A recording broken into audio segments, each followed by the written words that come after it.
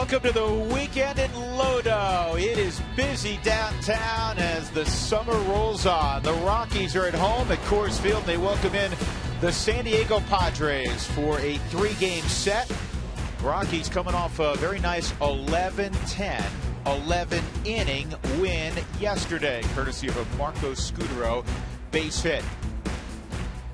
Welcome, everybody. It's fireworks night with George Frazier. I'm Drew Goodman. The Padres and the Rockies, and speaking of teams that know each other well, the two pitchers going against one another tonight know each other very well. Yeah, they really do. And Jason Marquis, look at all of his numbers so far, a little bit skewed because he's pitched much better since he's come over and put on a Padre uniform, got out of the Twins uniform. Jeff Francis, 0-1. He struggled here at home, but Marquis been the guy for this ball club, striking out 10 in a game. You didn't used to see that out of Marquis. Sinker slider guy that understands Coors Field, where he won 10 ball games when he pitched here at Coors Field in a Rockies uniform. There's your good slider on the outer half of the plate, backed it up with another one. He has the fastball he will throw with a lot of movement away from left-handed hitters. He lives on ground balls. The defense will have to be good for him. Jeff Francis on the flip side probably had one of his typical Coors Field starts in his last start. 5 innings, 2 runs against a very good Washington Nationals ball club. Jeff has won 55 ball games in a Rockies uniform, the most by any left-hander. He understands Coors Field. He understands what he has to do. But the other day, very good command of the breaking ball, very good command of the changeup, and he utilized a hard slider when he needed it on left-handers. And if he can repeat what he did here against this ball club, a club that struggled to swing the bat, I think good results are in front of us. Well, I know Bryce Harper wasn't real pleased to see him. He fooled him badly a couple of times. So Jeff Francis coming off 2 very good performances against Jason Marquis. It should be interesting. When we come back, we'll talk about one of the guys who continues, when given the opportunity, to swing a hot bat. That, of course, Tyler Colvin.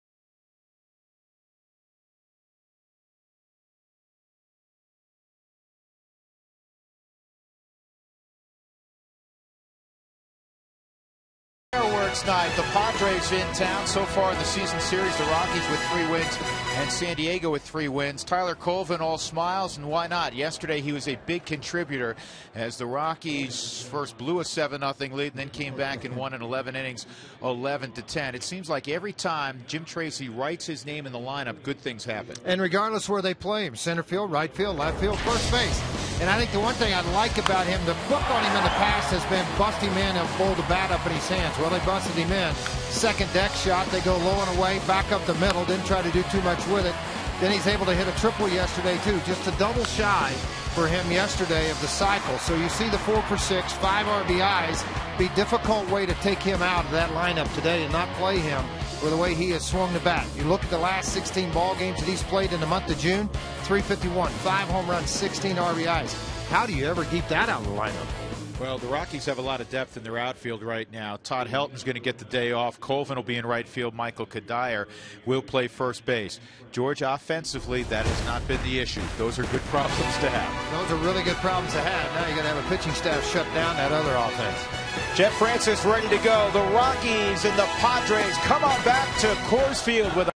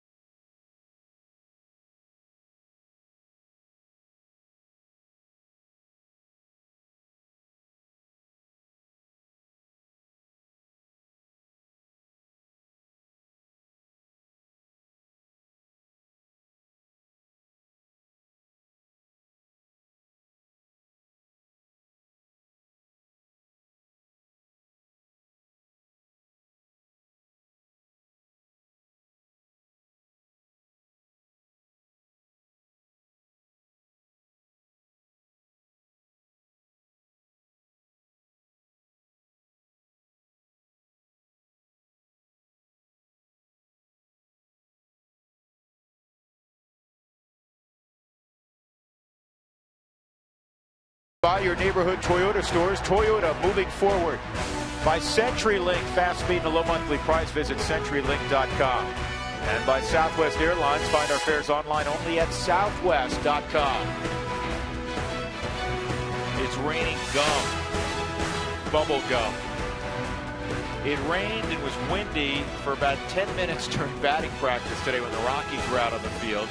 Then it cleared up and it was hot as blazes, and now we have overcast skies. Jeff Francis is ready to take the field, just waiting for the signal. And I think Jeff just said, let's go. So the Rockies opening up a 3-game set with the Padres, and then it's off to St. Louis for 4, and then our nation's capital to take on the Nationals again before the All-Star break. There's Chris Denorfia. Chris hitting .275, high energy guy. A couple home runs, 11 RBIs in 63 ball games this year for Bud Black. Here's the rest of the Southwest batting order for Black. He'll have Logan Forsythe healthy again. He'll bat in the 2-hole and play second base. Chase Headley, Colorado, will bat third, switch hitter at .273, leading the club in most offensive categories. Carlos Quentin, we didn't see him earlier when the Rockies played the Padres. He's healthy. He's the big bat in the middle of the lineup. Then Yonder Alonso Cameron Maven's been struggling. Everett Cabrera, former Rocky Farm hand Rule 5 selection a few years ago by the Padres. Veteran John Baker will do the catching. And Jason Marquis is on the hill. And Jason handles the bat well. More on that in a little bit. But here's Mr. Francis. Career versus the Padres, 5-13. That is a strange number at Petco for him to have that many losses out of his career losses of 57. So Francis going out here tonight, going to go out and try to dominate in this ballpark where he's won 33 ball games in his career. He's lost 30, 459 earned run average, and thrown nearly 29 innings in his career here. Look at Francis, what he'll try to do. He'll utilize the sinker away quite a bit, change up, slider. That's all part of it, and the curveball. The changeup has become the out pitch for Jeff Francis.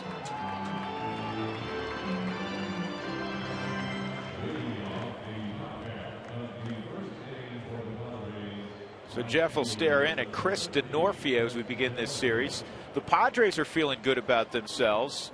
They won yesterday against the Houston Astros, and they did something they hadn't done in 119 games. Bud Black's team was down going to the 9th inning. They rallied and won. Yes, it had been 119 games since they erased a deficit going to the 9th inning and turned it into a victory. First pitch swinging deep right field. Colvin going back, and he can't make the play. It's off the wall. DeNorfia is at second base with a double on the first pitch of the ball game.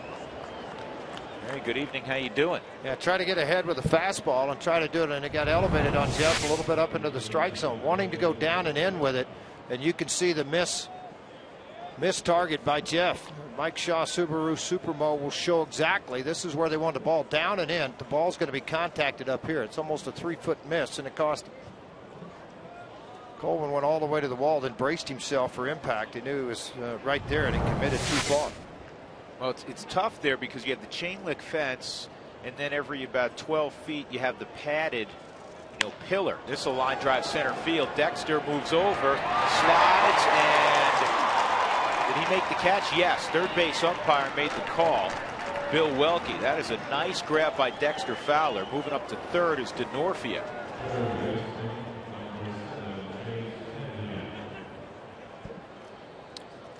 DeNorfia did a nice job reading how the ball was going to be caught. He's only a couple of steps away, but when he saw Dexter start to overrun the baseball, slide, pop up, that's when he made the advancement. If he catches it on his feet, he probably doesn't try to advance. Good bit of base running, you're right, George, by DeNorfia.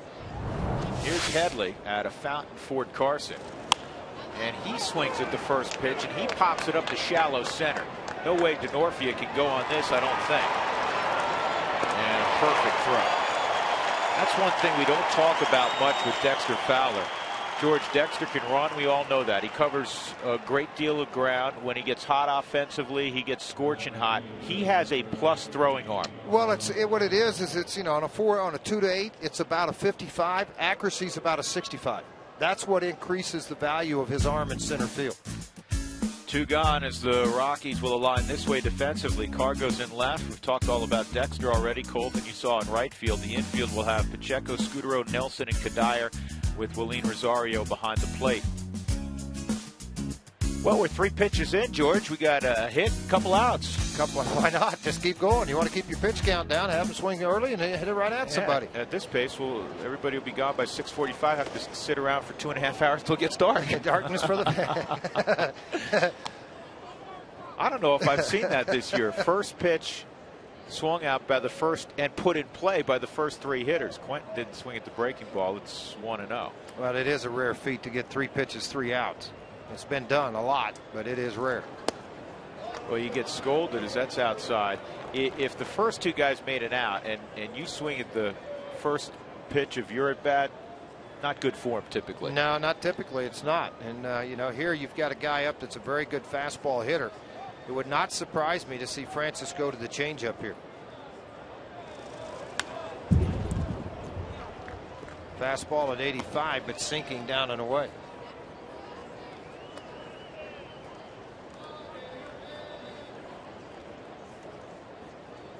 Two balls and a strike on Carlos Quentin, a guy who's put up some big numbers, particularly with the White Sox. Now 35 ball games, he's gotten 15 RBIs. He's hitting 325, 6 home runs. And this ball is in the air to left field, close to the line. Cargo moves over, makes the catch. Leadoff double did not hurt Jeff Francis as he got Forsythe, Headley, and Quentin.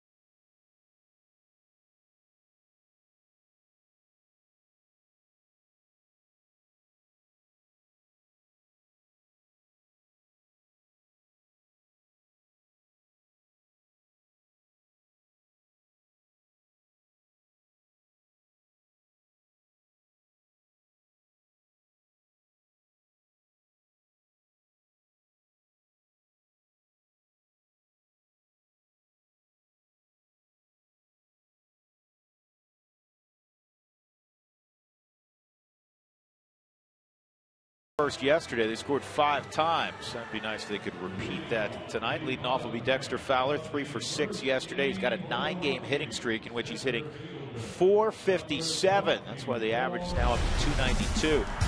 Southwest batting order for Jim Tracy. Marco Scutero will hit right behind him.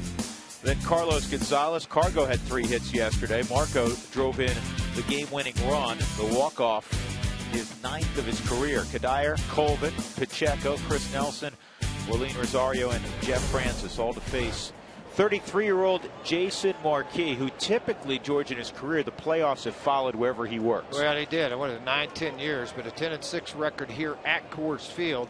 Why is that? Well, he's a sinker ball slider guy. In other words, the ball's going to be kept on the ground when he's on the mound 9 out of 10 times. He'll throw the sinker, which, folks, is a fastball. It just has sink action. In other words, the ball's going to fall and tail away from the hitter. 58% of the time, slider. Very rarely you get to see the changeup. There's a good hard sinker there. Since 2004, he is 5th on the list for induced double plays with 168 in that span, which just tells you, like I've said for the last couple of weeks, Drew, tough to get that ground ball to hop over a fence, and that's one thing he does. He likes quick outs, likes the ball in play. With the Padres, though, he struck out 26 innings. That's a little unusual for him. Yeah, that's more than he would normally you'd normally associate with his stuff. I was talking to Marquis this afternoon, and he always took the same approach here as he did on the road. He said, so my ball doesn't move as much as it does perhaps at sea level. He said, I had some games where I felt like I had great movement at altitude. Whatever it is, I adjusted to the movement here, and I put out of my mind, oh, I'm at Coors Field, I'm at altitude. And he's had a lot of success here, really a mid-3s ERA at Coors Field. Well, exactly. And he was 15-13 overall that year when he was an all-star here. 10-6, 3.62 ERA in 134 innings at Coors Field. He gave up 50. There's the breaking ball, and he threw it for the strike on the inside part of the plate at 83 miles an hour. Not overpowering stuff, but location is the key. And when he's locating, forget about it. He's not going to repeat. You can see it in the forward strike zone. He's going to move back and forth, up and down. But if you look at the history of the Rockies franchise, Aaron Cook, Jason Jennings, and Jeff Francis, Pedro Estacio, all big winners here. Why? They sink the baseball, and they had a field to pitch with off-speed stuff. How about Marco Scutero, Frage? The last 5 weeks, he's hitting .331. He's in a real comfortable spot, swinging the bat. He's seeing the ball well. I think the other thing, too, is he's not trying to pull the ball. I think being new to this ballpark, he probably was thinking, you know, batter's eye, short porch, ball flies, I can take this thing out of left field. Even though it says 347, it really plays at about 327. But he's doing just this right here, opposite field stuff. DeNorfia is going to be challenged, and the throw's not going to get Scutaro. A one-out double for Marco.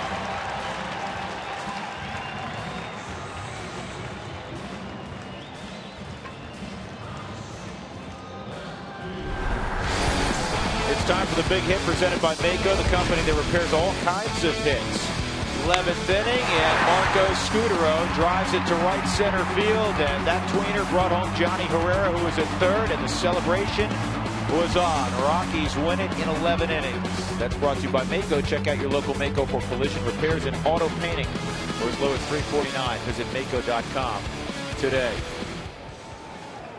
So an RBI out there for the RBI man, Carlos Gonzalez. He drove in a couple yesterday. Cargo with 56 driven in. He's got a 7-game hitting streak in which he's hitting .393. Hitting .358 against righties, .306 against lefties.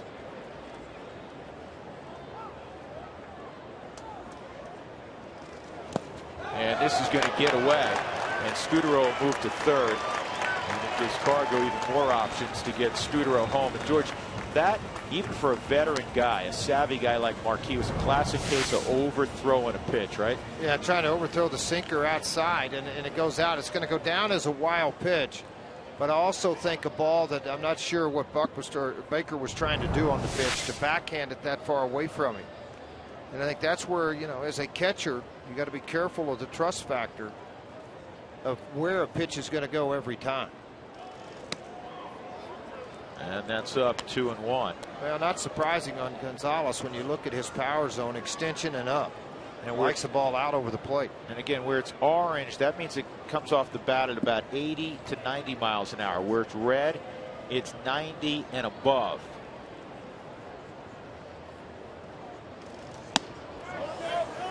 No swing, 3-1. They check it out with Bill Welke. And with one out early in the ball game, surprising somewhat.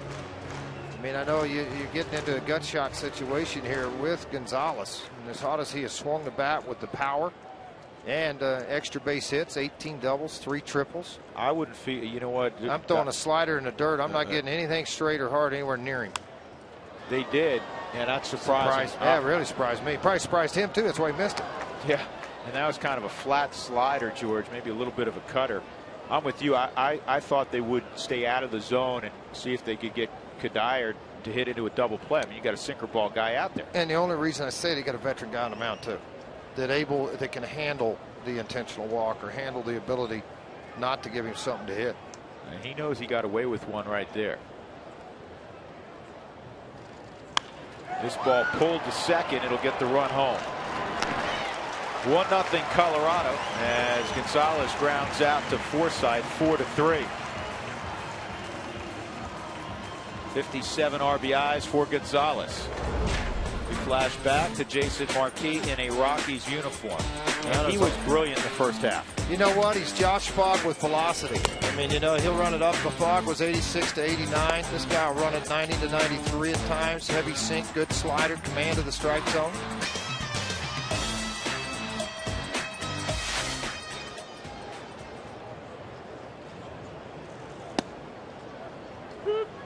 And Michael Kadire takes a strike.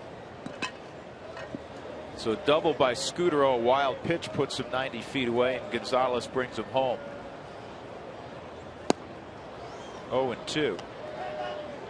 57 RBIs, 2 behind now of Carlos Beltran with St. Louis, who leads the National League with 59.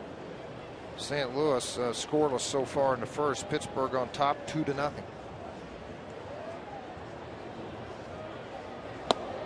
Way inside, it's 1-2. Kadire came in late as a defensive replacement yesterday, did not have any at-bats.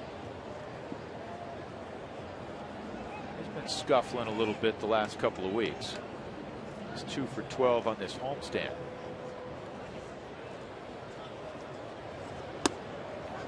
Part of the ebb and flow of a season.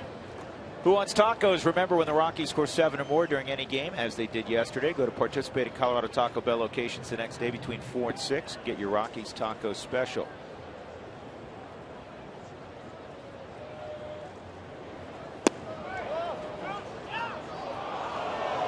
Call at first base. Chris Caccione said Kadire went around. Yeah, Kadire will get a chance to visit with him when he gets down and starts throwing balls around a little bit. I agree with Kadire. Yeah, he didn't go. 1-0.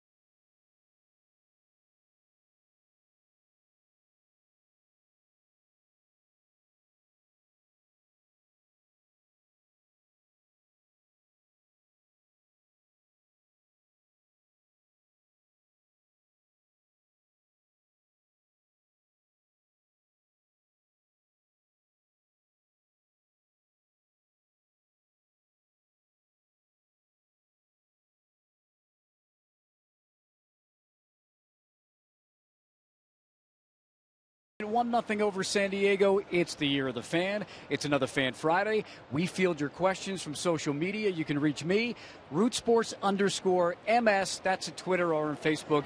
And guys, I have a question for you from Laura from Westminster. She Facebooked this one. She said, with the 75 pitch count, how do they count the pitches? Do the warm-up tosses count? Do intentional walks pitches count?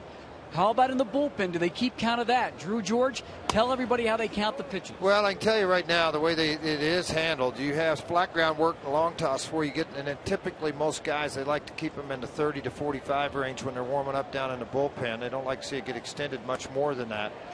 You know, they don't count the 8 warm-ups in between as part of the 75. They get 8 warm-ups. You know, they don't count those. Typically, you don't count the intentional walks because it's not a max effort throw. And so now, you know, your pitch count goes into how many pitches you actually threw to a batter with full maximum effort to get them out. That's what the manager will keep. The only difference is if you're looking up at the board in the ballpark, they will keep track of the slowly hit back to Jeff. They'll keep track of the intentional walk as well. So, you know, if you had 65 pitches and you intentionally walked somebody, next time you looked up, it would say 69. But the manager, the pitching coach, as George said, they're not counting that in their. Well, the other thing, their head is, or inside their head, they're keeping, you know, a lot track of of it on paper also. A lot of times they will write down inning by inning and chart the game, and that's what Bo's got, the piece of paper down in front of him. We can't see it right now. A lot of them have what they call a clicker or a counter that they just punch every time he throws a pitch, and they can look down and verify. The board here at the ballpark is not off, if ever, but by maybe 1. So you're pretty close in that proximity. Curveball dropped in the lap of Cameron Maybin. Maybin hitting just 198. They rewarded him and Nick Hundley, George, in the offseason with very nice deals. In the case of Hundley, 3 years and $9 million. And in the case of Maybin, 5 years and $25 million. And for whatever reason, both have really struggled here in the first half. Well, and the thing with Maybin, you know, they gave him that contract because it was rated if you lost all the tools work when you traded for him. You see everything that went on with him. You know, you thought maybe you had Chris Young or Justin Upton. I mean, you thought you had that type of player. So financially, to lock him up over that many years for that price tag was a great deal for the Padres if he lives up to his potential. And in June, he has really struggled.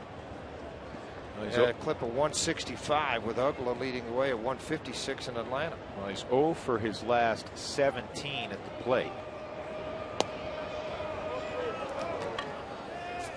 Hardest thing for a young player to do, a pitcher or player, step back, take a deep breath, and look around and adjust some things on your own, because you start to search for people. And the other thing too, there's somewhat of an adjustment period, as it was for Carlos Gonzalez a year ago for a month or so. I mean, you're talking about a phenomenal player, but when you get that kind of money dropped in your lap at a young age, and sometimes it's difficult to manage your life through that, because all those guys you didn't like in high school start calling you. He's the 10th pick in the draft. Obviously, he's got talent. Oh, he's got a lot of talent. And this is off the end of the bat. Kadire will scurry to the bag, and they're 2 outs. Jeff Francis the other night against Washington, what he utilized so well was his changeup, curveball. He went 5 innings, 5 hits, couple of runs. He didn't walk a batter. That's the key. He struck out 5. This was the Jeff Francis of old. This was the Jeff Francis you watched here in this park, but the changeup was a big thing for him. 2 outs, Everett Cabrera coming up.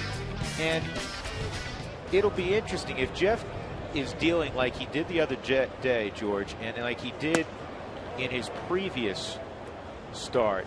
Jim Tracy may be inclined to push the envelope a little bit.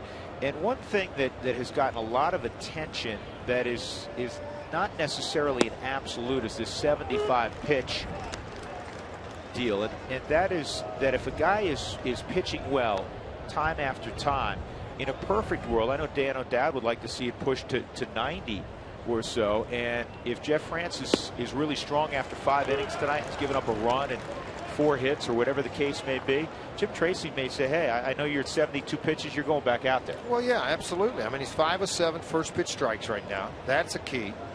I mean, there's been some games where the starting staff for the Rockies deep into counts because of 3-2 counts.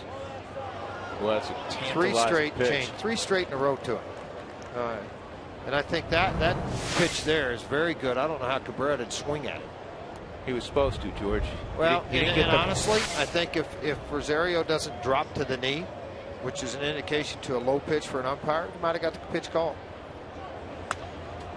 And he gets a weak pop up to short right. Colvin comes on, makes a catch. That's a very strong second inning. Talk about low pitch count, 23 through the first 2 innings for Jeff.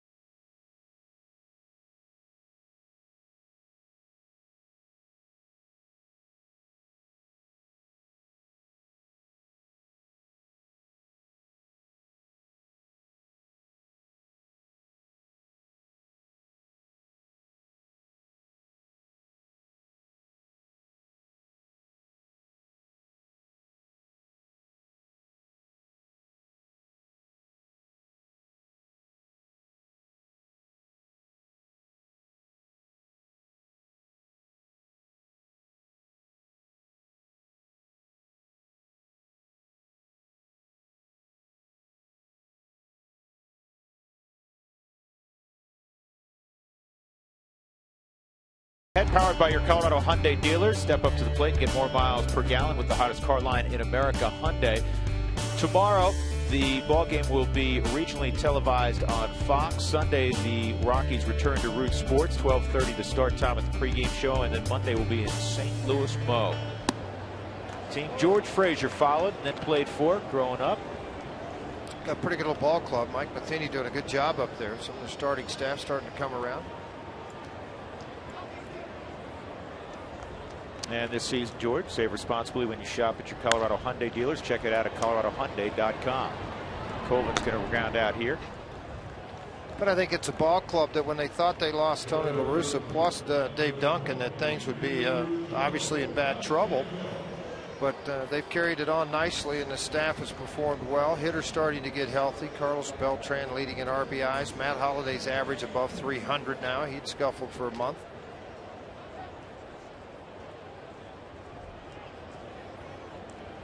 One out, Jordan Pacheco, a 306 average, will step up. And Pacheco takes a strike.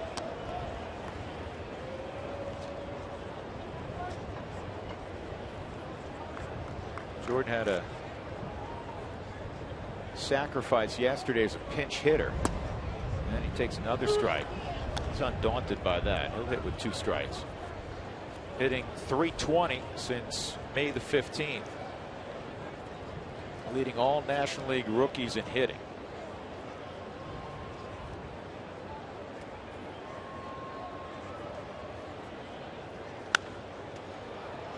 It's a pop fly that Everett Cabrera is going to allow Logan Forsythe to catch. See, and what you're seeing out of Marquis here is a lot of uneasy swings out on the front foot versus getting squared up, and that means the deception is back for Marquis. That means that he's got movement on his pitches here because you're reading something, and then when you go to swing, it's not there.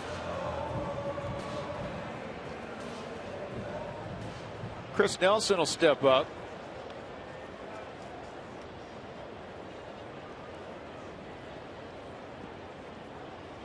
Nelly was 3 for 6, a double, 2 ribbies, 2 runs scored yesterday.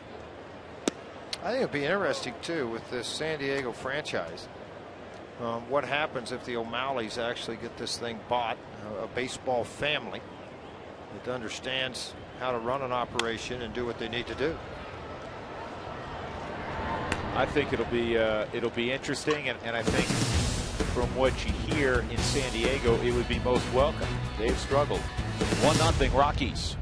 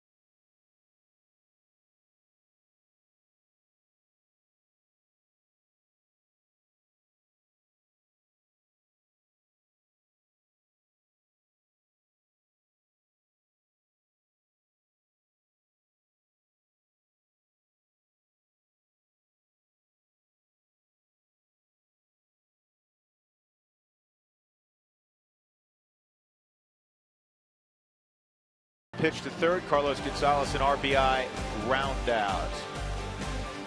Rockies All Access coming up tomorrow, 4:30 in the afternoon. Grand opening in Grand Junction. A lot of smiles for a lot of people as professional baseball comes to Sam Simplicio Field. Oh, their club Catch it playing on well. Yeah, the club is playing well. Catch it on Rockies All Access. That's tomorrow at 4:30 in the afternoon. Nice to see they're drawing between 2,500, 3,000 people. The ball game up there opening day was a very nice crowd. So Rockies baseball being accepted at Grand Junction in grand fashion. I don't think you could have walked it in any better than that at 86 miles an hour outside corner.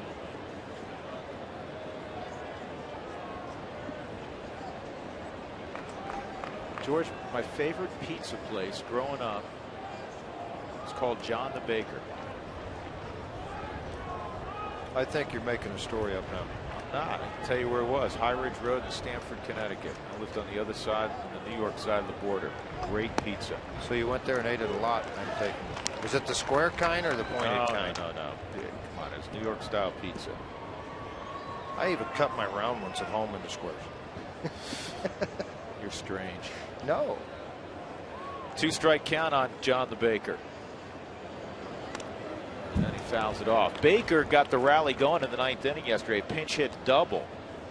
That allowed first the Padres to catch Houston and then overtake Houston.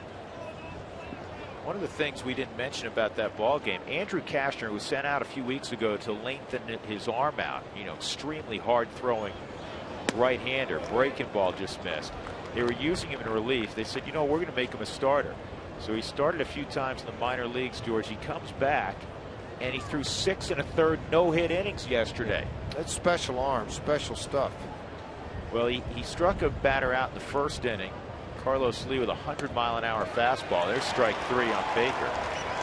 And in the 7th inning, on the base hit he gave up to Carlos Lee, the first hit he allowed, it was on a 99-mile-an-hour fastball. Because I asked somebody, I said, all right, did he pace himself a little bit? Evidently not. He doesn't know how to pace himself. You know, he's a young power guy that there's no pace to it. I mean, I'm getting the ball and here it goes. Hit it if you can.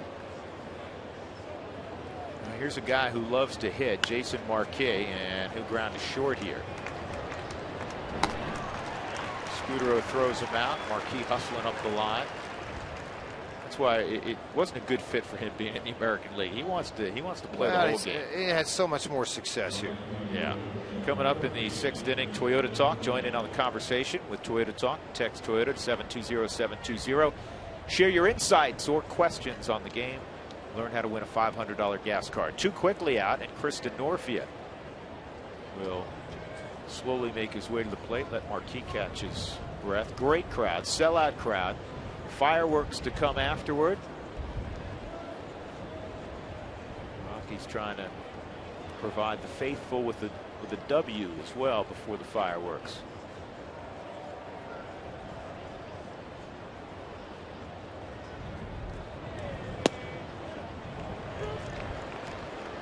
Norfia on the first pitch of the ball game hit a long fly ball off the right field wall.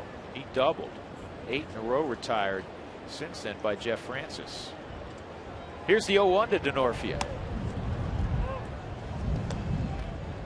You never see the emotions of Jeff Francis change on the mound. I mean, he gives up a home run. You might see a little shake, but not very often. A lot of guys, when they miss with a pitch like he just threw, a lot of times they would sit and maybe look the other way, look down, shake their head. Another good inning for Jeff Francis. Yeah, he's now thrown 32 pitches in 3 innings. 1-0 Rockies.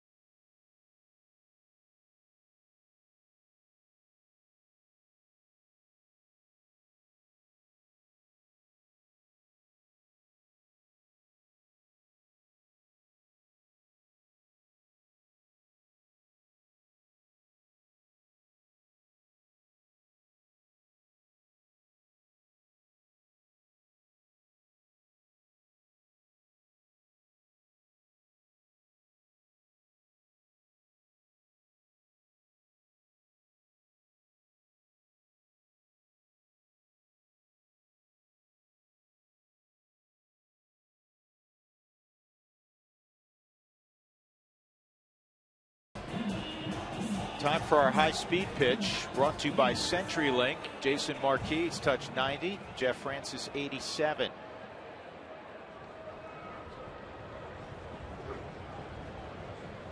Willeen Rosario will lead things off in the third inning. Jeff Francis to follow, smoked off of Edwin Cabrera, and Rosario will have a base hit.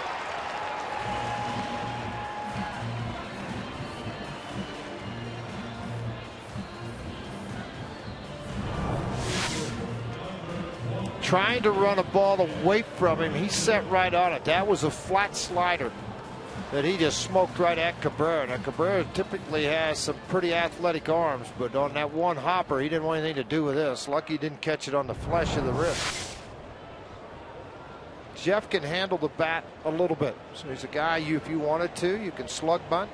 Right here with the club up 1-0. It surprised me if he did go to straight sacrifice and do a good job of it.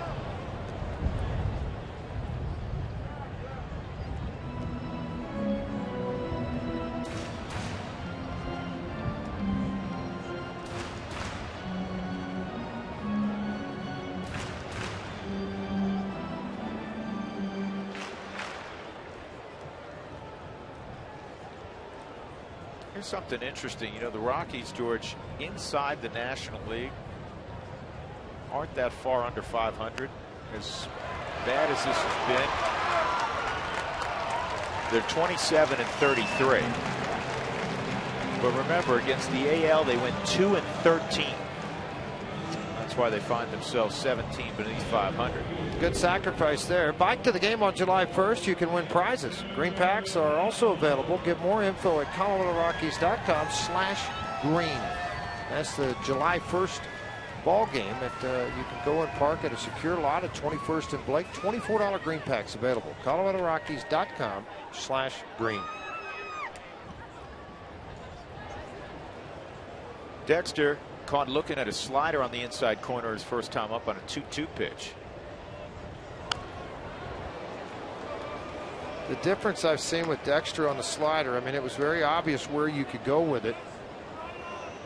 What you would try to do as a pitcher with Dexter when he got into the plate, you wanted to throw this hard slider, and you wanted to start it where it's tall enough across the strike zone here, but you want it to dive down onto this back foot.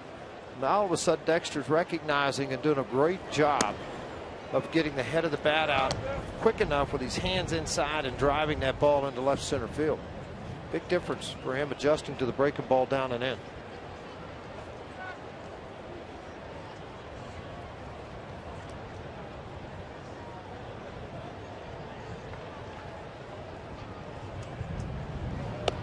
Way inside, 2-1. I haven't told you about the umpires. Jeff Nelson's the crew chief. He's worked the last two league championship series.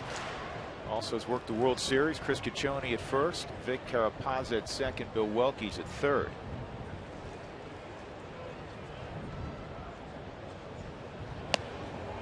And that's high, 3-1.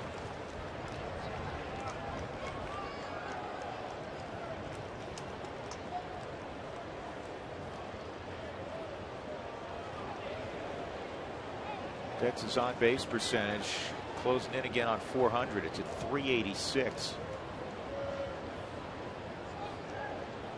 Rosario at second. Here's the 3-1.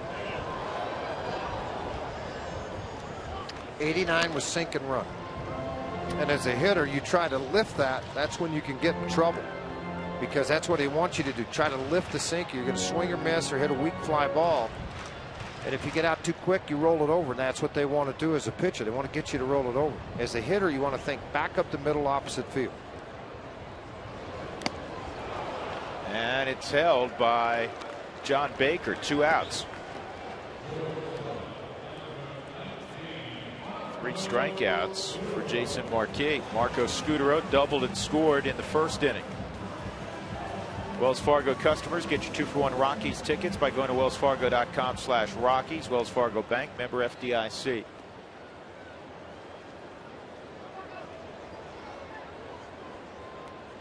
Good shot from the rock pile on a very wide angle lens. Hustle double for Scutaro, George. Second inning, ball slider down and away. Just took it to right field. Didn't try to do too much with it. And Orpia got to cut it off, and a throw back in, not in time. Ground ball right side, fly ball, and it was 1-0 Rockets.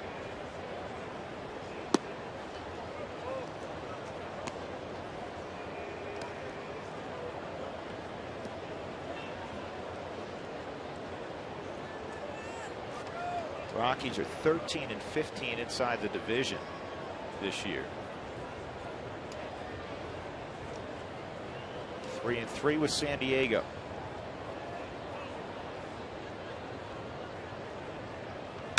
And a base hit to center field. Rosario around third. Made it up with the baseball. They're not going to get it. Marco Scutaro stays hot. It's 2-0 Colorado.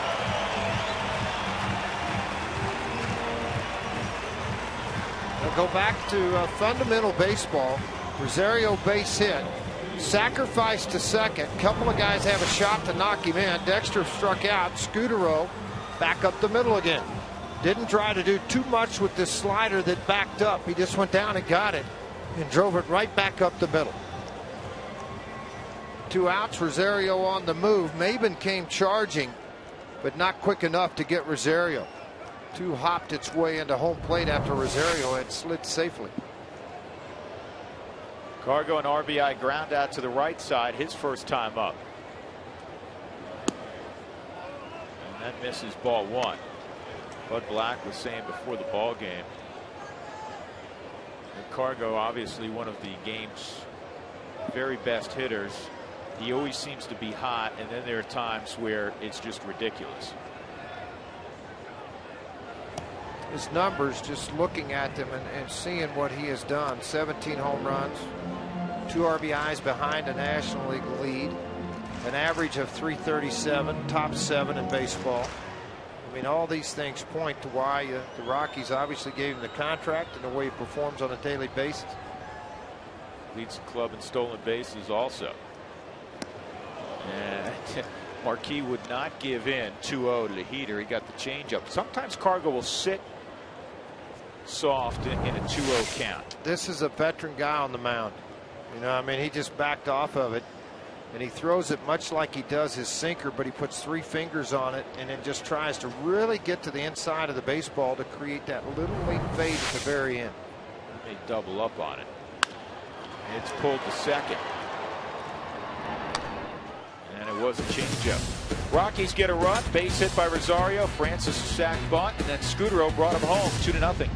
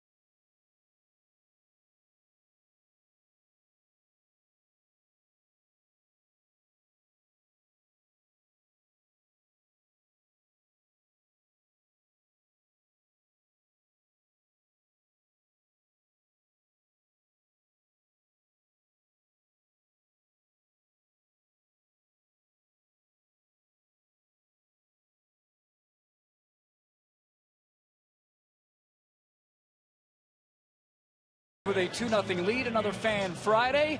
It's the year of the fan. We're answering your questions from social media. I got a tweet from @IamMrEd, and he asked me, how many Padres have 10 or more homers this year?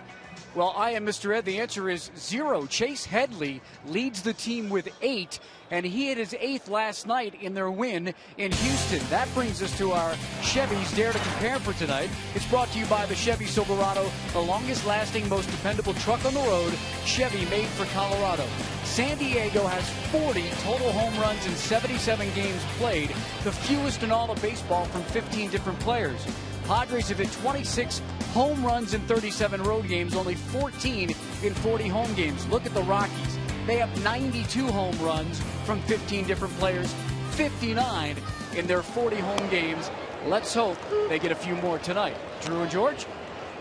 All right, Mark, and everybody knows that you're going to produce more runs at Coors Field, and you're going to produce fewer runs at Petco Park. It's not unusual. The thing that always frustrates me is that so much attention seemingly is paid by outsiders, people nationally, about the runs scored at Coors Field, as if magically you could go up there, George, and just stand there and the ball's going to jump off your bat and fly 430 feet and everybody's going to hit 400. That doesn't happen. No. That's not going to happen. And I would also say that playing 27 games for the Rockies at Dodger Stadium, Petco, and AT&T balances it out to a certain degree.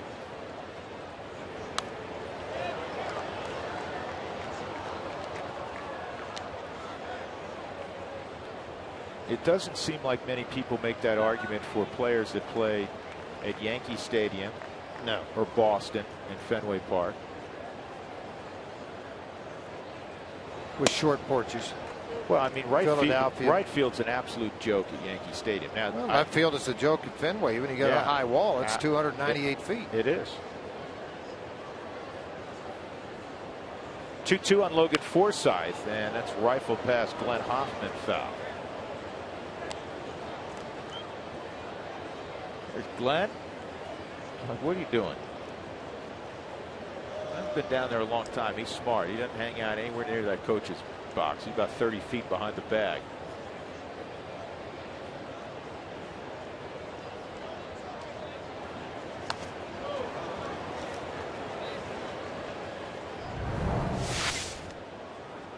Now watch Glenn. Oops.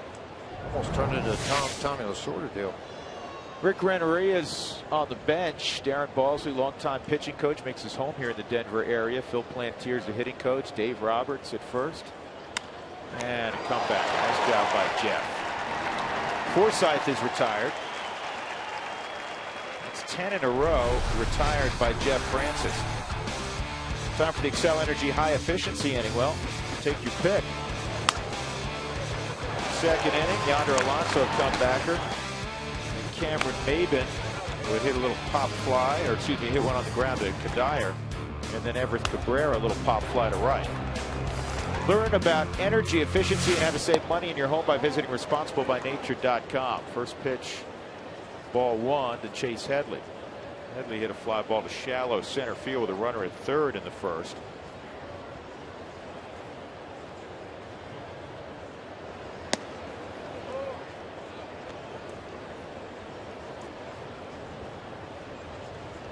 Chase from Colorado Springs, but his parents now live in Tennessee, and Chase and his family moving to Nashville. They were in Knoxville.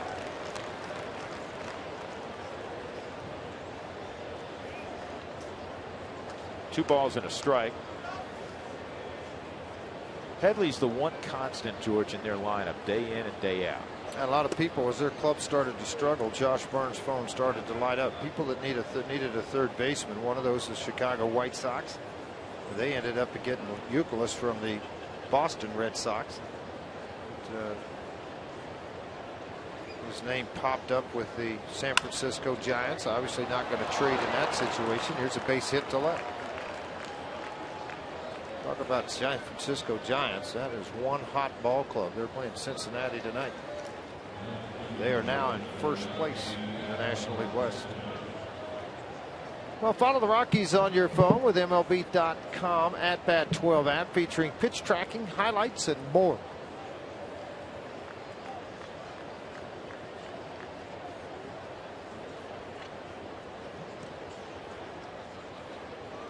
Well, that base hit ended a run of 10 in a row set down by Francis. Carlos Quentin at the plate. Saw a stat under Quentin's line, despite the fact that he missed a ton of time this year with knee surgery. He's like the human pincushion. He's the modern day Ron Hunt, Don Baylor. He's already been hit 6 times.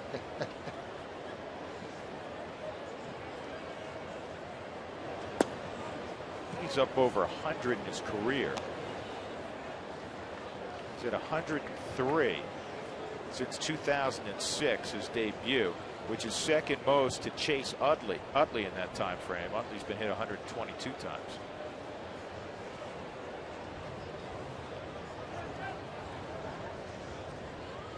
Just the 26th game this year for Quentin.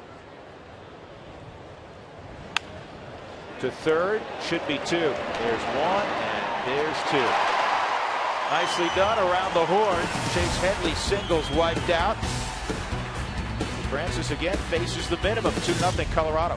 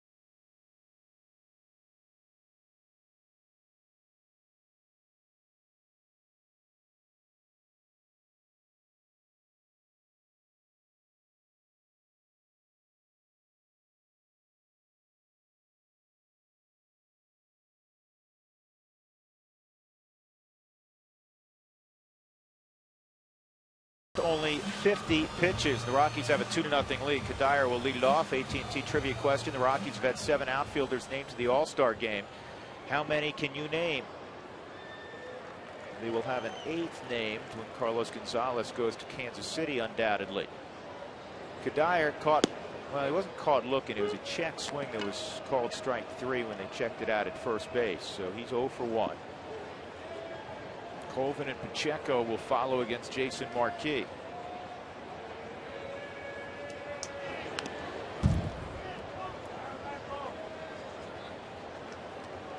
Watch Marquis' velocity. You might see a 91 every now and then, but it's the movement that's the key for him, and it's typically very good movement on his sinker. The last was at 88 under the hands. They're going back to it again out of the zone. Hard on the ground to Chase Headley.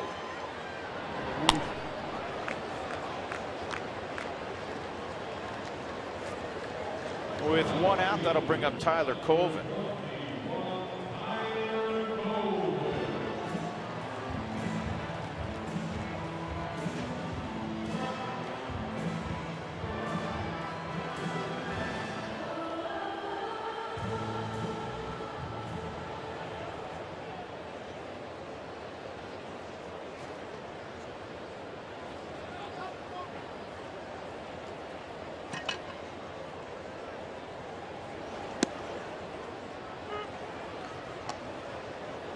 Going 1 on Colvin, who grounded to second. Well, his power zone is similar to Carlos Gonzalez, middle away. Guys like to extend their arms. They don't like to get crowded with power. I mean, you know, that's the thing about it. the crowd power guys, if you look at guys with big home runs, they like to extend their arms. They want to get extended out and carry the baseball. And that's why you try to crowd guys with that. And you look at where all the power comes from. You see zones like that with the ball away and it's up, it's out over the plate.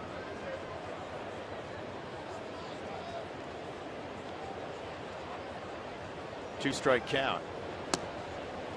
Change up away.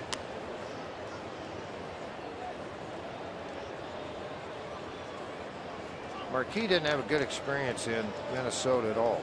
Didn't pitch well there. And coming back here to the National League, he is excited with the results that have happened so far. A poorly pitched baseball there, but it ended up in a strikeout because it was a changeup well out of the zone. He's been true to form, George. He's been striking people out as a member of the Padres. He's got 4 3 2/3. Pacheco popped second, his initial at bat.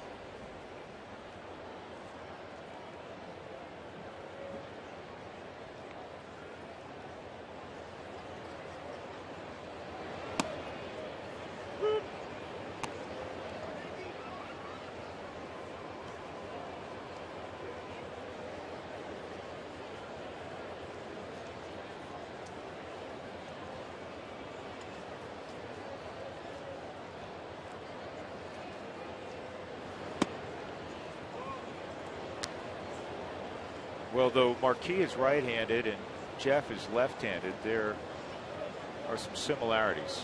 Guys who are smart, throw a lot of strikes. Touch and feel. Yeah. That's what they are. They have a touch to pitch, a feel to pitch. You know how to mix up pitches, create more sink, more break. 2-1 on Pacheco.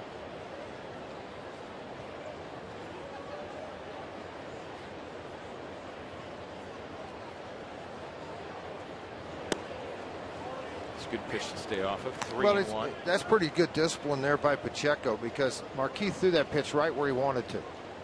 It appeared the fastball, belt high, right on the inner half, and all of a sudden it had a heavy sink to it. You're going to catch the top half of the ball, and Pacheco's discipline of reading the pitch was good. 3-2. Pacheco's tough to walk. Been terrific offensively, as you know. He's walked only 6 times in 173 at bats. He has struck out only 22 times. All through his minor league career, there was more walks than strikeouts, though. What Drew's telling you, he puts the ball in play. Chris Nelson waits in the on-deck circle. He's been one of the hottest bats in the Rockies lineup. Why don't you brag on a guy, huh? Yeah. Good pitch by Marquis. Got him on a slider. A 1-2-3-4 for Jason Marquis. Rockies, though, lead it 2-0. We're off to the 5th.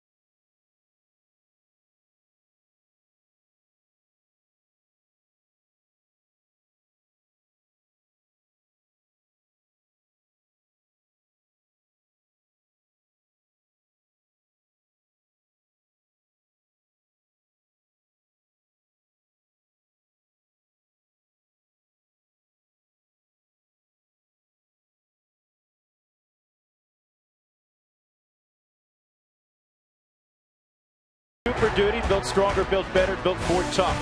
By AT&T, the nation's largest 4G network. AT&T, rethink possible. by the new summer barbecue menu at Burger King. Let's have a barbecue today. And by Ram Trucks, Guts Glory Ram.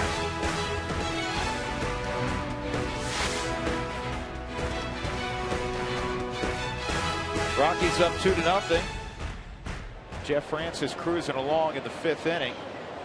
You will face Yonder Alonso, Cameron Maybin, and Everett Cabrera, 5, 6, and 7 for the Padres. And Yonder Alonso's out in front. He had a weak comeback for his first time. Well, one thing Jeff Francis has done when behind in counts, he will utilize the secondary pitches, changeup, sinker, and curveball. Now, when he gets ahead in counts, and he's head here too, what's he go to? Fastball, as you saw there, and having a big cut to it at 87. But when he's ahead in the count, kind of a reversal. He'll go back and use his fastball when he thinks the opposition's looking for the changeup or the curveball, which he'll throw at 29% of the time, but the four-seam fastball at 36. Changeup just missed. 2 balls and a strike, just 53 pitches for Jeff Francis. And what these numbers tell you in this situation would be an off-speed pitch now. And it was slider at 84. Once you can get the count back even 2-2 in a pitcher's favor, it swings for him to have success more than the hitter a lot of times, because particularly a touch and field guy that has the ability to throw the slow curve and changeup.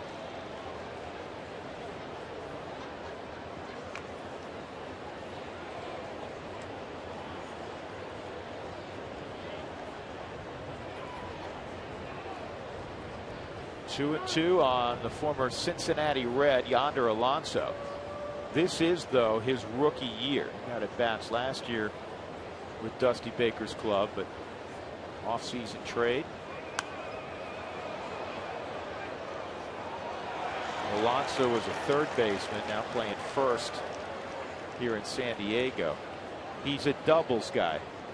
Played a little bit of left field too for Dusty Baker. They, trying to find a spot because of the bat more than anything else. He went from a ballpark in Cincinnati that the flick of the wrist sent it over the fence to one that the bazooka doesn't get it out. Here's an outstanding manager who, Jim Tracy has the challenges of this ballpark, and Bud Black the converse at Petco. Scores some runs. Pop fly shallow left. Car goes pretty deep, and it'll be scootering. Marco showing great range. 1 out, and that'll bring up Cameron Maybin. AT&T trivia question. 7 outfielders have become all-stars with the Rockies. How many can you name? Well, I'm going to call Walker out. I'm going to call Bichette. I'm going to call Preston Wilson.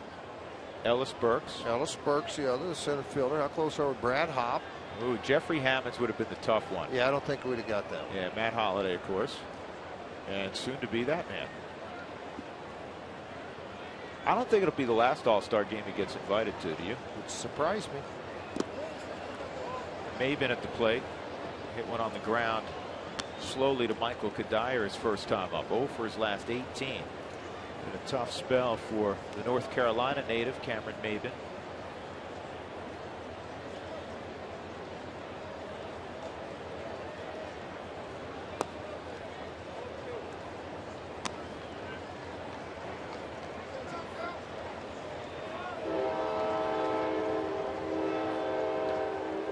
You double park.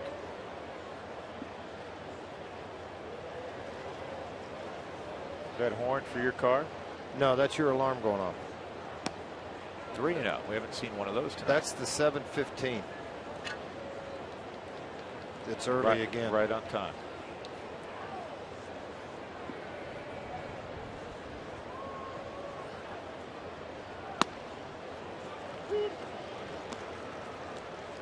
Still remember my first and last train ride. I was 5 and went up and watched the St. Louis Cardinals play baseball. From Springfield, huh? Yeah, Springfield, Missouri, about 3.5 hour ride.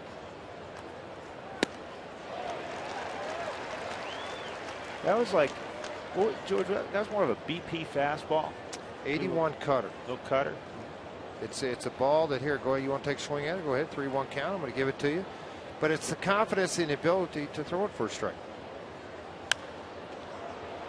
And he gets a fly ball to left field. Carlos Gonzalez will take a few strides in and make the catch. Maven's retired. 2 outs. That'll bring up Everett Cabrera. Well, so far, just 62 pitches in this ball game. 7 in the first, 17 in the second. Oh, I've got a little tired. So I only have 9 in the third, 16 in the fourth, and 12 so far here in the fifth. Yeah, amazing. This is the Jeff Francis that we've all watched for so long in this ballpark, and Jim Tracy's loving it. 2 hits, no runs so far. Cabrera hit the ball in the air to right. He'll try to. He tried to run into it, and then he almost ran into it. Well, check and see if it was a strike or not. Yeah, it was close. Well, I'm serious. I mean, ask Chris Guccione if he's going to call. See, look at this. I mean, did that bat not make an act? I mean, duck to get out of the way of it. It's out front, out front, out front, and then he runs it across. It's almost a called strike. That's a strike, 1-1. That was odd, huh? Yeah, when the curveball ducks over the hitter's back while he's trying to bunt it. I wish he would have called it a strike. I just see the reaction of Cabrera. Ground ball to third, foul. That would have been a tough play. Cabrera can really run. Yeah, that would have been a very difficult play for Pacheco.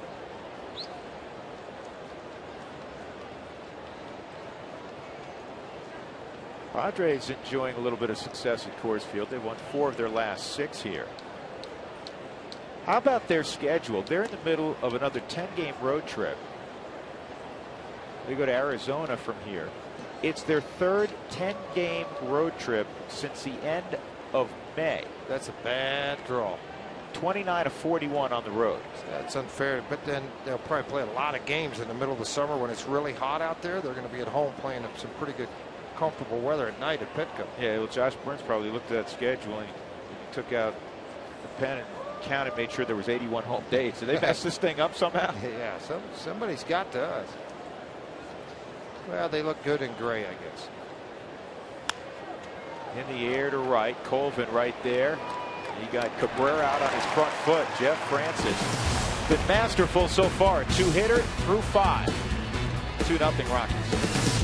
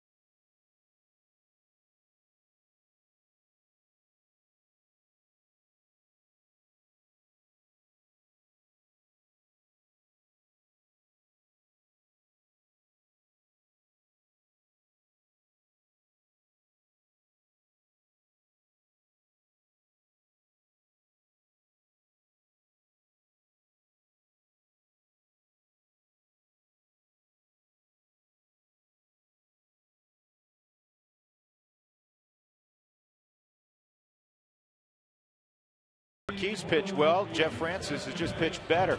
By the way, the Rockies made a roster move today, and you may see the gentleman they brought up this afternoon or this evening. Tyler Chatwood was recalled from Colorado Springs. Edward Cabrera, who made his major league debut a few days ago, up from Tulsa, will now go to Colorado Springs and pitch at AAA. Chatwood is scheduled to be the piggyback guy with Jeff Francis tonight, but Jeff's been pretty pretty dominant thus far with a low pitch count. If he works deep enough into the ballgame, last week or his last start against the Washington Nationals, 66 pitches over 5 innings.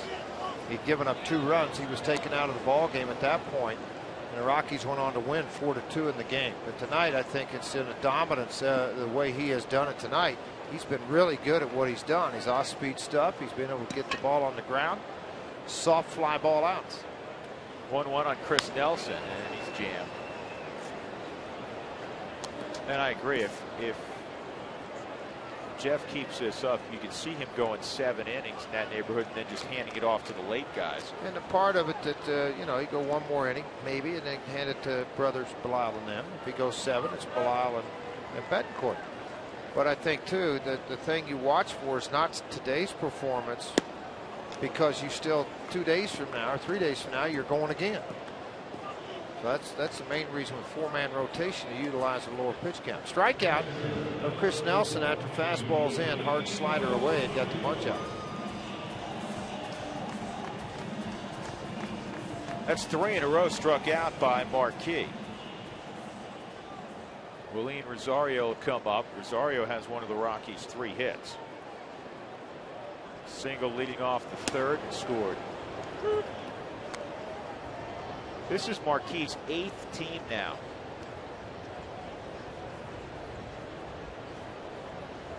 Most strikeouts this year, 10 against Texas. The most in his career, 13. That happened in 2001 against Milwaukee. What he's doing right now, if it's not swung high throw out at first, he got him on the tag. Yep, came down. And good job by Alonso there to come down and put the tag on Willeen Rosario. Difficult when you see a guy elevate like that to catch the ball to think about hook sliding into the bag. If he does, he's probably safe, because he jumps high as he's coming in. He ducked, but he did catch the baseball. Mike Shaw, Subaru Supermo, was going to show it here. He came down and got him right there on the arm before the hand got there. Good call. 2 outs, nobody on. Francis at the plate. Jeff takes ball 1. Jeff had a sac bunt in the 3rd inning, helped contribute to a run.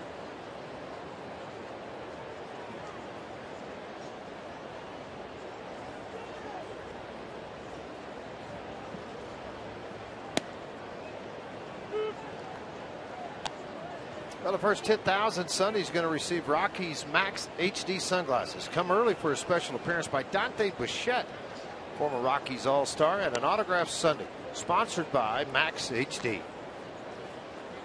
Not just Jeff with a low pitch count. Marquis thrown only 63 pitches as he works with 2 outs in the 5th inning.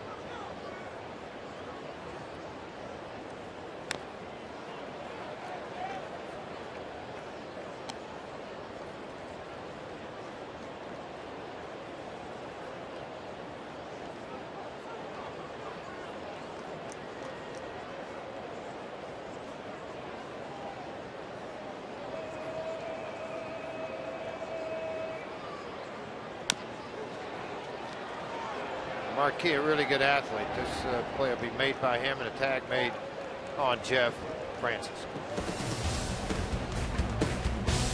2-0 Colorado as we go to the 6th.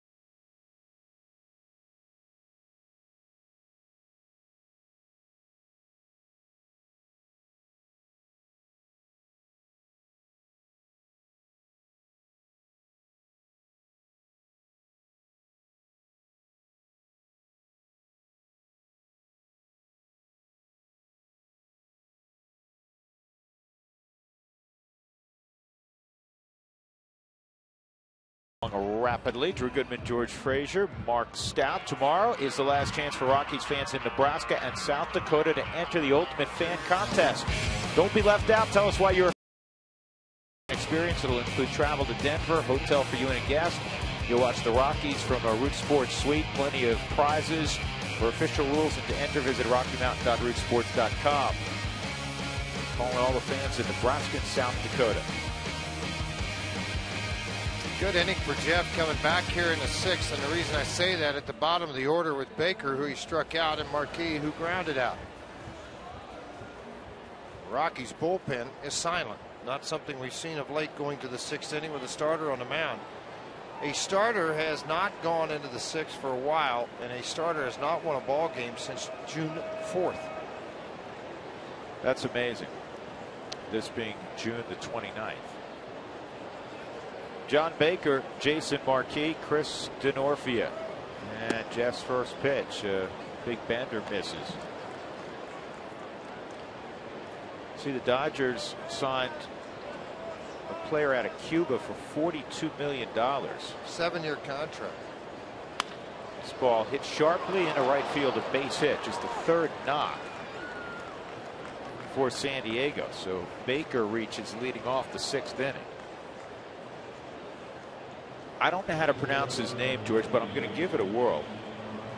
Yasiel Puig. Sounds good to me. You like that? Yeah, I'm going with it. 7 years, $42 million, 21-year-old who hasn't played competitive baseball in about a year. And according to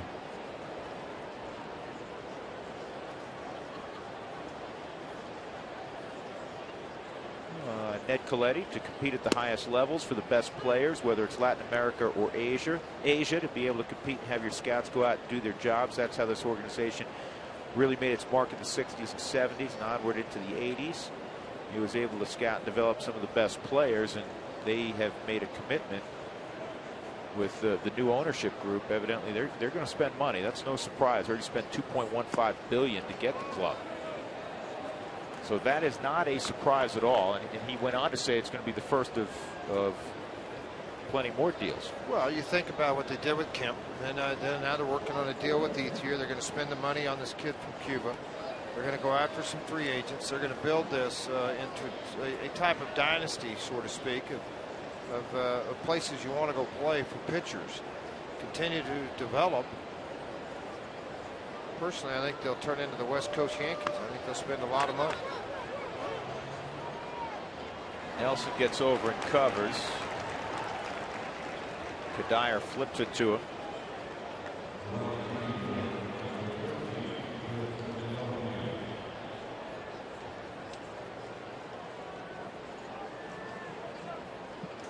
Chris Denorfia double and a ground ball to third.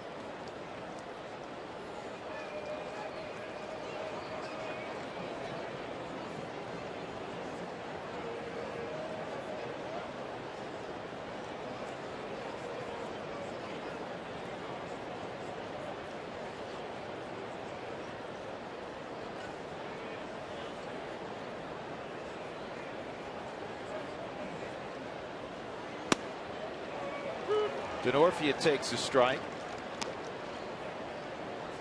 He's a native of Connecticut, went to a Division III school, Wheaton College in Massachusetts. If you can play, they will find you. That's the truth. Well, like a lot of guys too, they have a good spring, and then all of a sudden a coach makes a few phone calls, you get an opportunity to play in the Cape or the Northwest Woods League, and it's different competition. They see you perform there at a higher level of competition, and then all of a sudden good things start to happen.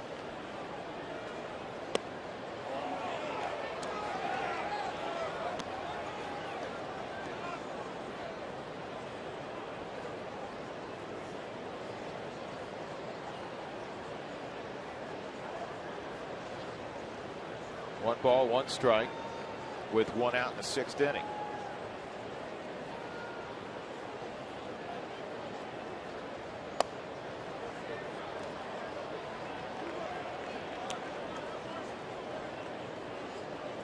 Jeff Francis, a thinking man's pitcher.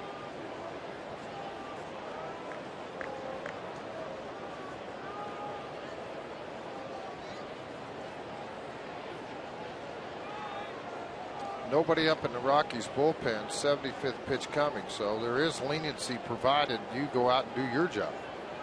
We discussed that earlier, that Jim would do that. Wow, where was that? I normally don't say that, but that was a pretty close pitch for Mr. Francis, taken by Denorfia.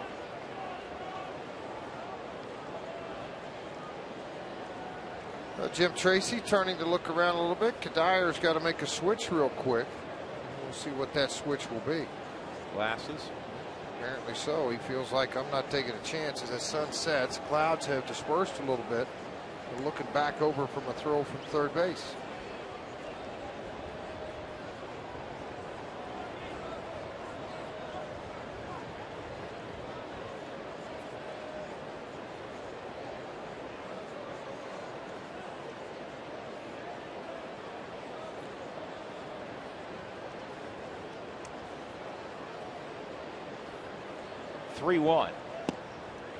And that misses, ball 4. So Denorfia issued the first walk of the game by Francis. 1 out in the 6th inning. That'll bring up Logan Forsythe.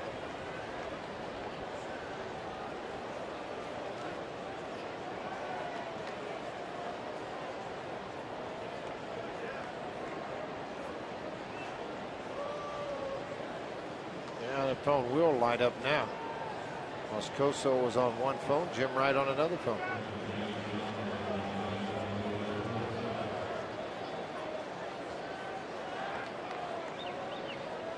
It will be Tyler Chatwood.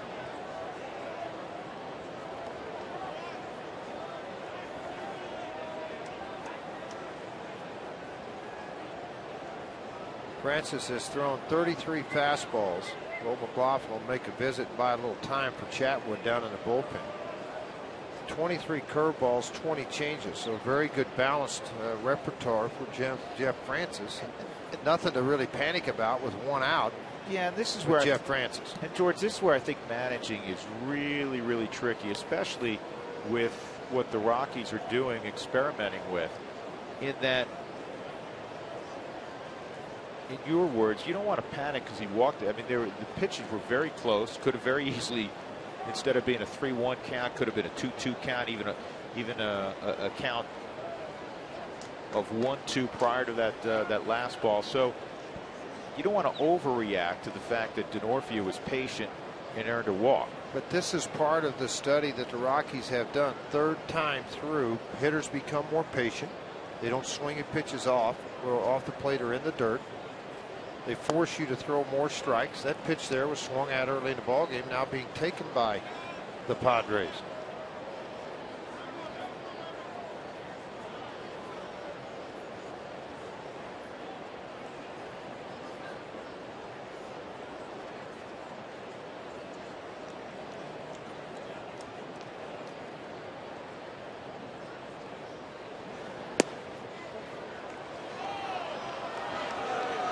Where's that? 2-0.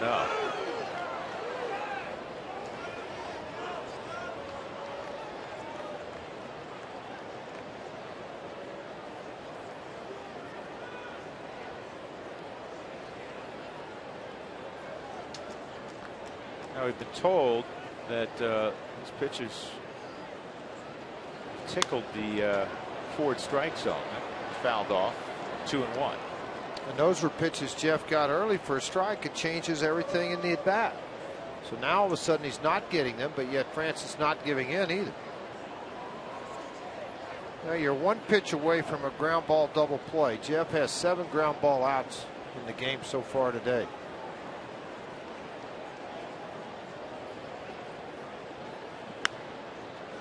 That'll work too. Fly ball to left field.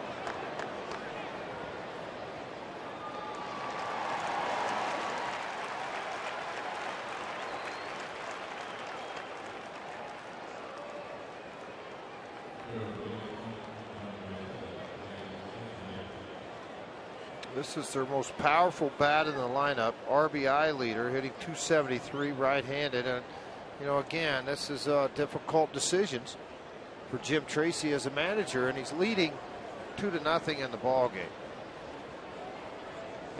And you can extend the pitch count a little bit with a guy like Francis because it's not a max effort delivery. It's not 95 miles an hour. There's wear and tear on the arm, but it's not the same amount of energy put out as a guy throwing 95. It's a guy finessing his way through a game, and boy, he's done a great job here today. Looking for the third out here in the sixth. And this is their toughest out, Chase Headley.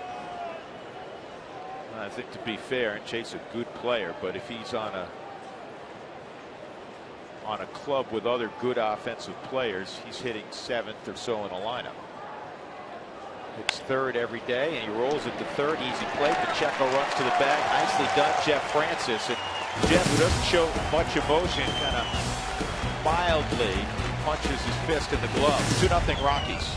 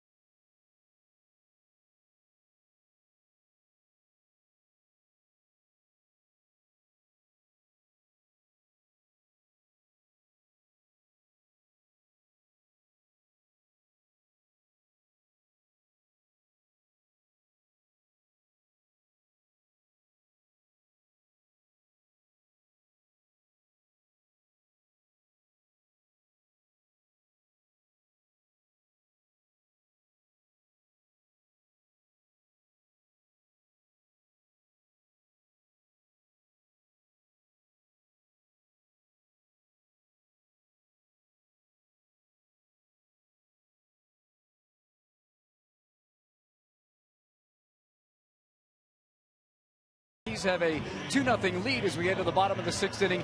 It's another Fan Friday. We take some social media questions. At Trent Behrens, who's a young Rockies fan on Twitter, asked me how many baseballs are used in a Rockies game. Well, I went to the Rockies clubhouse manager, Keith Schultz, and I got the exact count. He said they rub up 13 dozen baseballs before a game, so that's 156. They use 10, 11, 12 dozen or so, 144. You guys figure how many pitches in a game? It seemed to be about 16 a half inning, maybe almost 300 in a game. So a baseball lasts maybe 3-4 pitches per game. After they come out of the game, by the way, they go to BP, then to the batting cages, and then down to the minor leagues. And the life of a baseball continues from when it's first used here in a Rockies game. So there's your answer, Trent. Yeah. True, George? Yeah, they box them up, Mark, Yeah. and send them eventually to the minor leagues, as you said. Well, it saves a lot of time, a lot of money for those guys in the minor leagues. You kick out about 6-7 boxes, and send it down to the Latin program in the Dominican Republic. Also, a lot of the big league players that with the shoes, these guys sometimes wear them for a week and then put them in a trash can, but they put them in a box, shipped down to some of the younger kids that can't afford them, be able to get it for them. Jason Marquis through 5 innings, been pretty special also, right along with Francis. 10 first pitch strikes over those 65 pitches. He's faced 18 batters. 4 0-2 counts to 8 ground outs and 6 strikeouts. Kind of what you expect out of Jason Marquis in a ball game. He's fallen behind Dexter Fowler 3-1. Jim Tracy coming on over and congratulating Jeff Francis. Bo McLaughlin continuing his conversation with him. So Jeff goes 6 innings. Clearly, by the looks of things, he won't come out for the 7th inning. He was terrific. And Dexter walks to lead things off in the 6th. That's the first walk allowed by Marquis. Each team has just 3 hits. Francis walked 1, and now Marquis walked 1. Time now for the Coors Light Freeze Can. Well, in the first inning, a leadoff double by DeNorfia. The next pitch, Logan Forsythe thought he had a base hit, and Dexter Fowler went down and made a fine catch. That helped keep San Diego off the board in the initial inning. That's brought to you by Frost Brewed Coors Light, the world's most refreshing beer. Scudero with Cargo on deck in the 6th. And Scudero drags a bunt. It's a beauty. Marquis to first, going to get him. It took somebody who fields his position well and is athletic like Marquis, George, to make that play, because that was nearly a perfect bunt. It was a perfect bunt right up the third base line, but watch how he handles the ball. He grabs it with his bare hand, but while he's doing that, he plants the back leg, so he's got something to push off of to throw a pitch. He also knows the ball's going to tail, so what he does, he leads it out into the infield where it tails back to the first baseman and avoid hitting Marco Scutaro. And if you score with this at home, the official scorer does this quite frequently, even though clearly he was bunting for a hit. It's a good two-way play, and they award him a sacrifice. Dexter in scoring position at second. And the fastball on the outside edge. It's 0-1 on Gonzalez. 2 ground balls to second. The first one produced a run, 57th RBI for Cargo. Maven's awfully shallow in center field.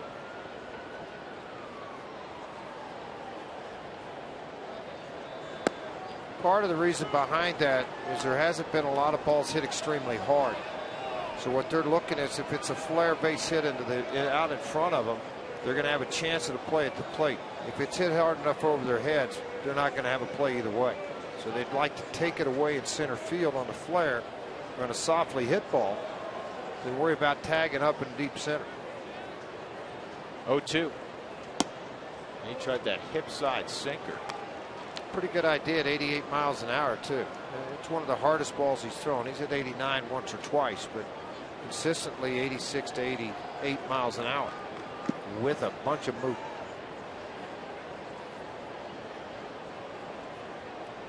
Gonzalez trying to deliver Fowler.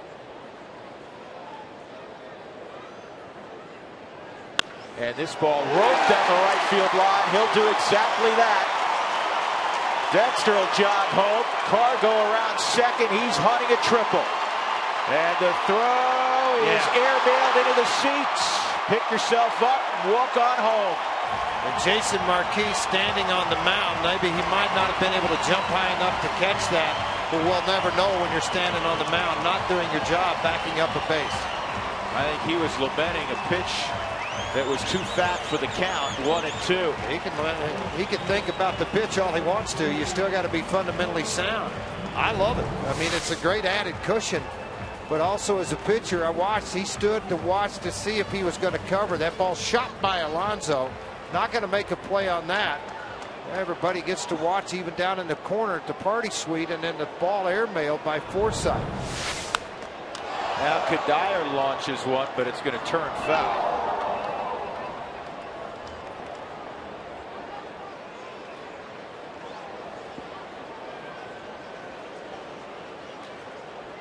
Cargo his 4th triple of the year.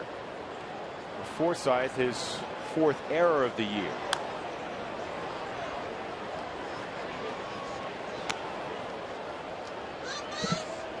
$4-0 Colorado. Huge turn of events there. Double up your lead near the bottom of the 6th inning.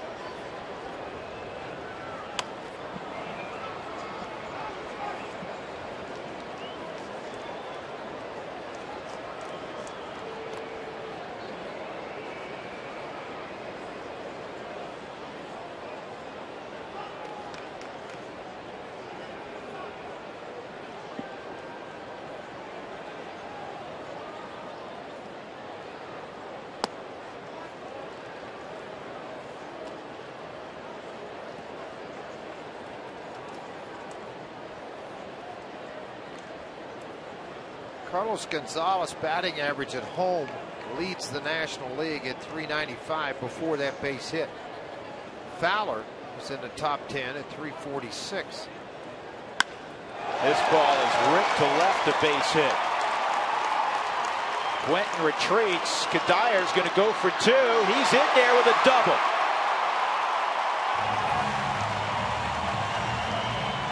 Great hustle by Michael Kadire.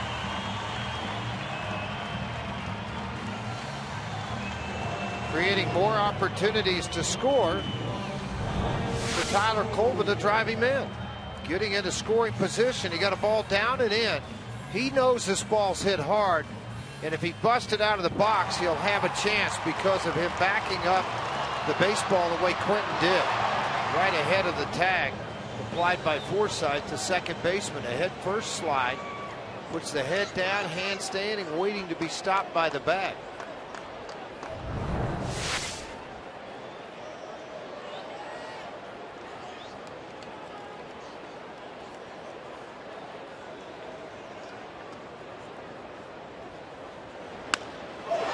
Colvin left center field and deep, and this ball is going to bounce and roll to the corner. Kadire scores. Here's Colvin. He's got himself his second triple in as many days, and that ball was nearly thrown away. Make it 5-0 Colorado. How about that Tyler Colvin? Yeah, how about Tyler Colvin continuing to swing a hot bat, but the base hits are more up the middle, opposite field now. And Bud Black can only shake his head. He was in a 2-0 ball game, and very quickly, with one out, the Rockies, after an errant throw, have put 3 on the board to make it a 5-0 ball game. There's a shot at Tyler Colvin's ball out into left center field.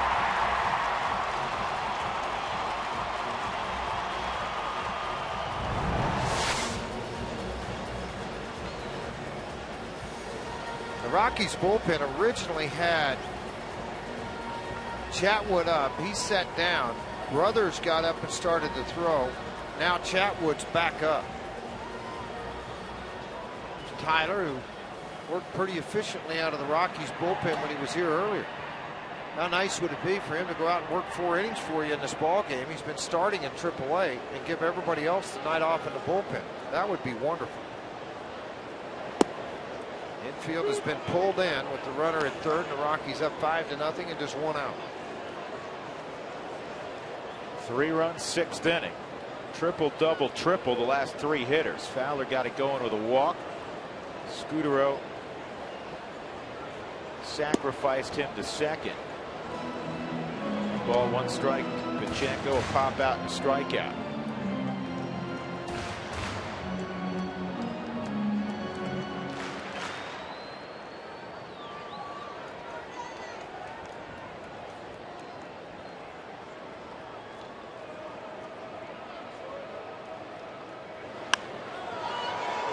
Jordan pops this up. This is a long run for the right fielder, DeNorfia. He makes the catch. And Pacheco will be disappointed. Missed an RBI opportunity. 2 outs. That'll bring up Chris Nelson.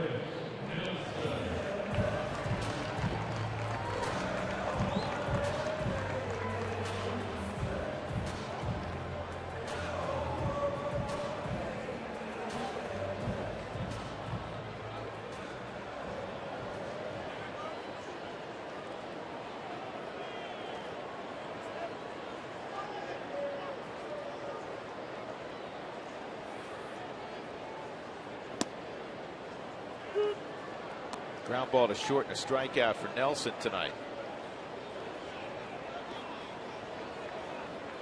Great numbers when there's men in scoring position. Colvin at third with 2 outs.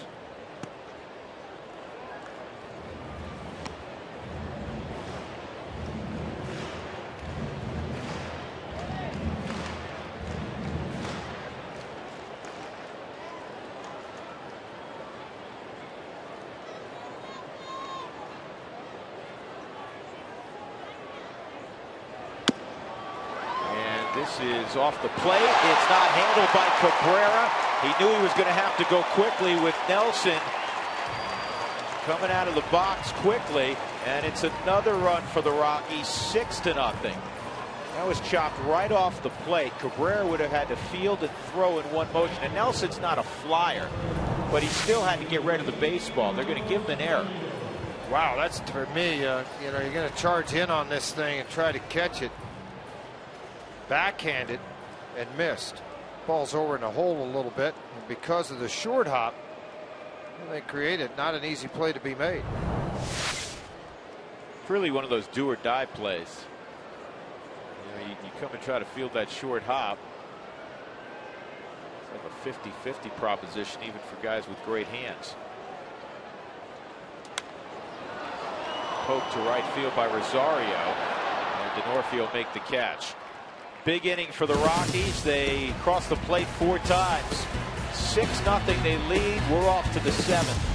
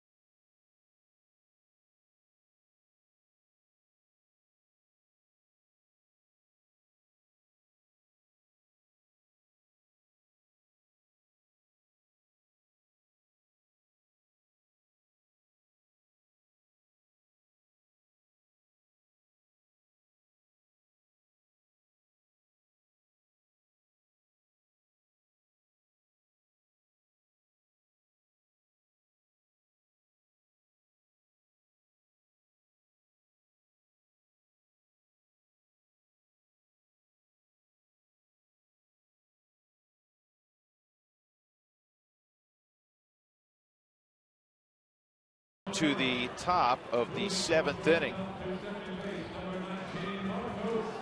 Well, look at Jeff Francis. The last 3 outings, 5 innings, 76 pitches, 1 earned run. Against Washington, 5 innings, just 66 pitches, 2 earned runs. Tonight, even better, 6 shutout innings, and economical again, George, with the pitch count. I loved it. 82 pitches, 50 strikes, 11 first pitch strikes of the 21 batters faced.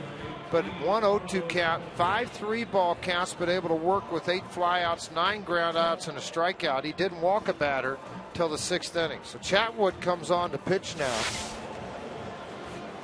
Well, again, Chatwood was called up today as Cabrera was optioned to Colorado Springs instead of Tulsa. Rockies have made a change defensively in the infield. Johnny Herrera is going to come in. He'll play shortstop. Scudero slides to second. And Chris Nelson comes out of the game. Well, you wonder maybe with Pacheco, he'd been fighting a little bit of the growing at this early in a ball game to make that switch or do the double switch. Yeah, let me correct that. Chris Nelson's now at third. Pacheco's out of the game. Right, and that's where, you know, I think with Nelson out of the over at third base, Pacheco stepped down out of the game here, and Chatwood will hit now in Pacheco's spot. Herrera will take over the 9th slot and play shortstop.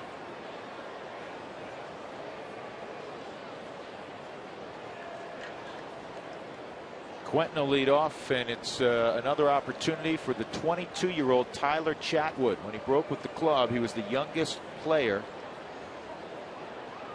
on the Colorado Rockies. He assumes that title again. Willeen Rosario becomes the 2nd youngest. The fastball on the outside corner. Quentin a fly ball to left, and he grounded into a 5-4-3 double play. And it's another chance for Chatwood to prove what he could do here, and this is not going to be a good start to it. No. Slider at 83. Carlos Quentin, very good off-speed hitter, hit his 7th and drives in his 16th with a home run to lead off the 7th. 6-1.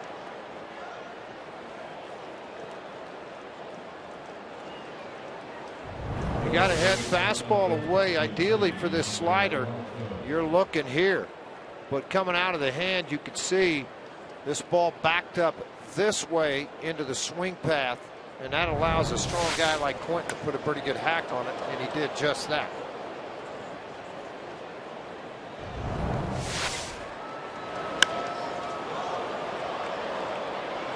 About 15 goes up and left center.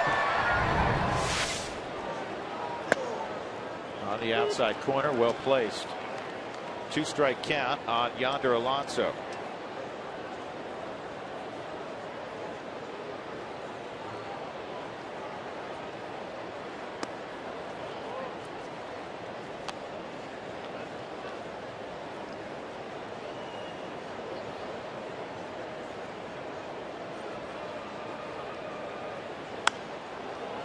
This ball will end up in the seats to get ahead 1-2.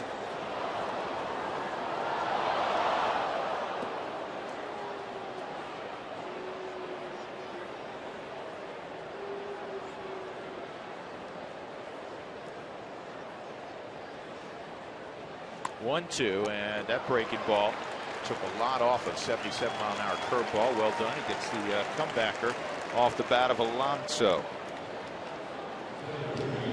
That'll bring up Cameron Maybin. Coors Field available year-round for special events. Most areas of the ballpark can be reserved. Call 303 Rockies for more information. So again, 6 innings for Jeff Francis. Shutout baseball, 3 hits, a walk, and a punch out. Pretty good day at the office, boys. A really good day at the office.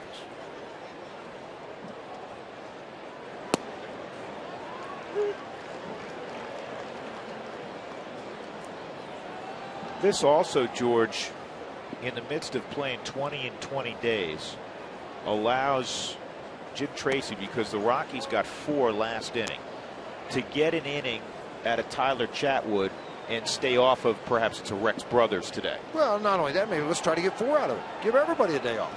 You know, get 3 off of him, I should sure, because of the 6-inning performance by Jeff Francis.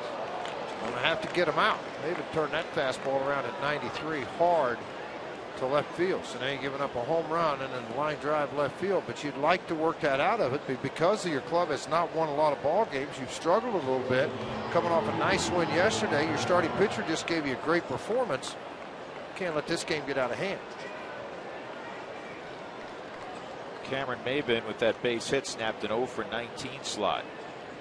One thing we heard that was repeated a number of times throughout spring training about the former Angel Tyler Chatwood. He's got electric stuff. I mean, we heard that on a regular basis. What this kid's trying to do now is turn that electric stuff into fooling hitters and having it produce outs. What we saw his first time around, and quite honestly, at least through the first couple of hitters of 3 here, are hard hit baseballs. He's got a great arm. I mean, fastball 94. But working ahead counts 1. Being an ability to throw your breaking ball behind it counts 2. And being able to make a pitch. Throw the hard sinker down and away. Get your ground ball out. The stuff's there. It's just transforming that to the hill to success. To first, pick up by Kadire, nicely done. Herrera back to Kadire, safe there.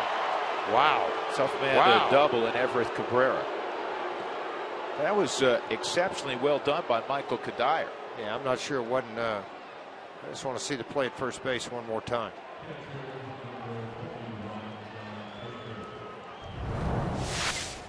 Chris Cajone's the first base umpire. You see a snap throw down. I want to see the result on the other end. Everybody's walking off the field. You get a good look at it right here. I mean, Cabrera aired this ball out. I thought he was out too. There's the Mike Shaw Subaru. We'll just see who was right and who was wrong. Foot still in air, still in air, still in air. Out. Bang, bang, play. John Baker at the plate with 2 outs.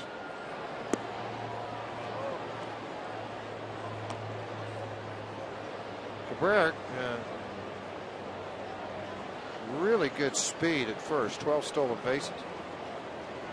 They're one of the heroes from yesterday for the Padres is on deck, Alexi Amarista.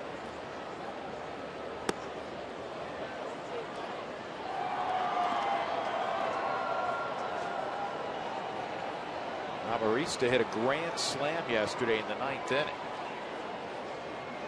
Padres won 7-3. First career home run. That's a nice way to do it, huh? Really nice way to do it. 2-1.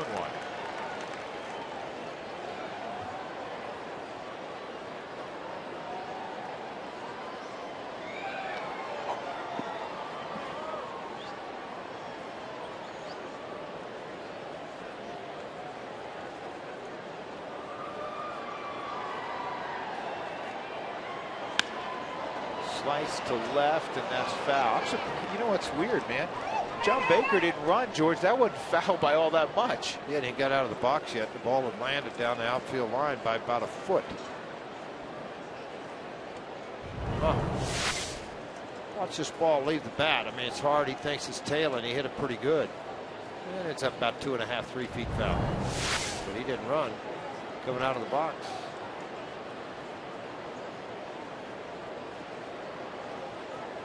He obviously saw something that we did not off the bat. 2-2 pull to Kadire. He knocks it down. Needs help. Chatwood's there. Way to stay with it, Michael Kadire. In the inning, there was a home run to Carlos Quentin. Another base hit and the man left. Rockies 6 and the Padres 1. Stretch time at Coors Field.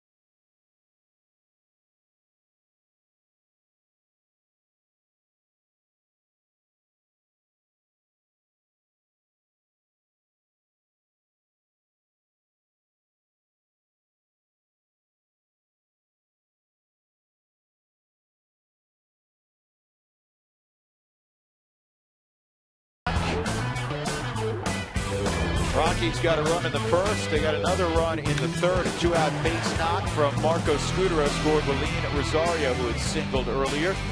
In the sixth inning, the Rockies would get 4 runs. Carlos Gonzalez tripled down the right field line. Dexter Fowler would score from the throw-in into the seats.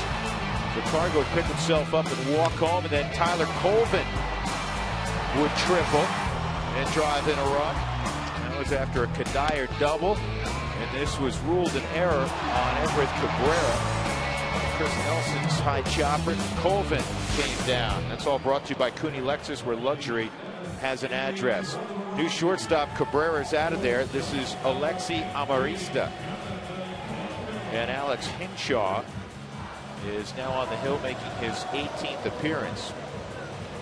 Yeah, and you see his numbers, say 17 appearances so far on the year, worked a lot of long relief, 22 and 10 on the strikeouts, 2 home runs given up. The lefty will come on to face Herrera here to start out the bottom of the 7th.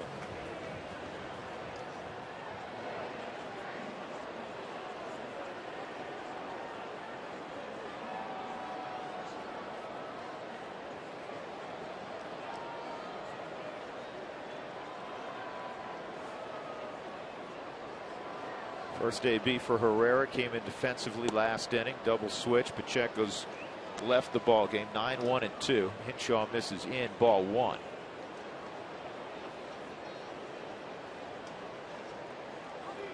Hinshaw, the former Giant.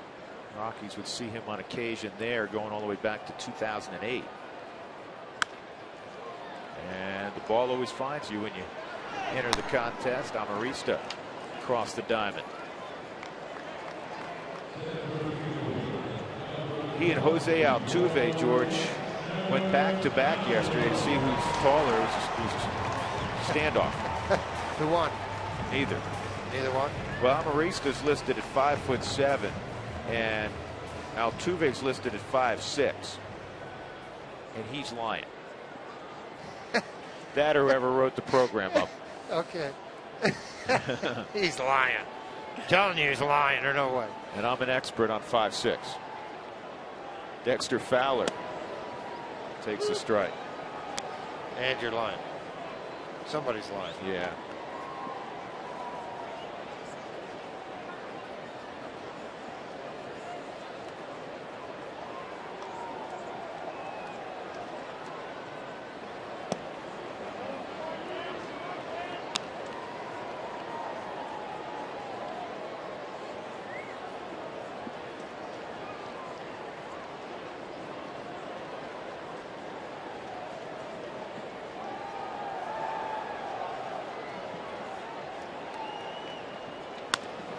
Dexter will give Amarista another opportunity. And he just got it there in time. 2 outs.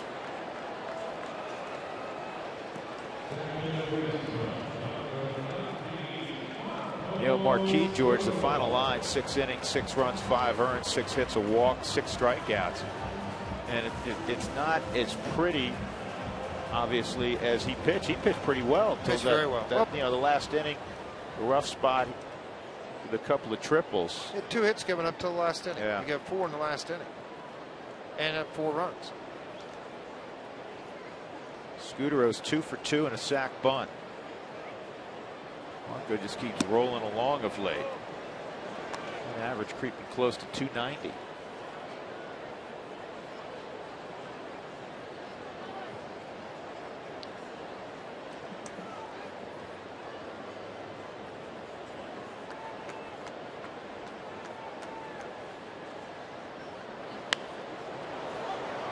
Shaw gets a pop up to second base from Scudero. The catch by Forsythe, and it's a 1-2-3 7th inning.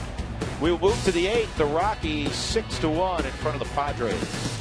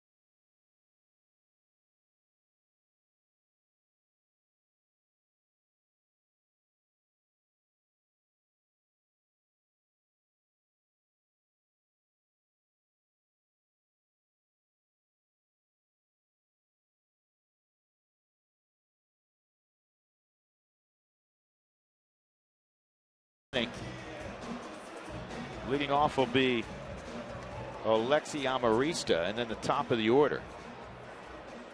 Tyler Chatwood stays out there. It'll be a second inning of work.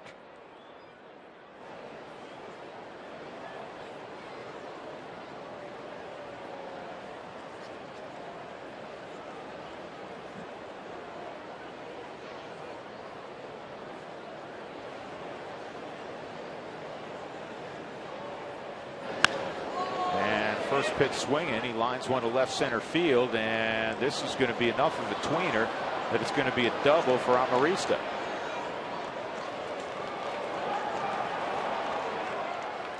We're talking about the grand slam he hit yesterday in the 9th inning. First deficit overcome in the 9th inning all year. Amarista over the wall at Minute Maid, his first career home run. He grew up in the Angels organization and then claimed his minor league free agency after playing at Salt Lake in 23 games at the big league level. This club signed him in late January. 75 days in the big league, and he's been a pretty nice addition in the last 24 hours for Bud Black. Yeah, Will Venable's going to pinch hit for Chris DeNorfia.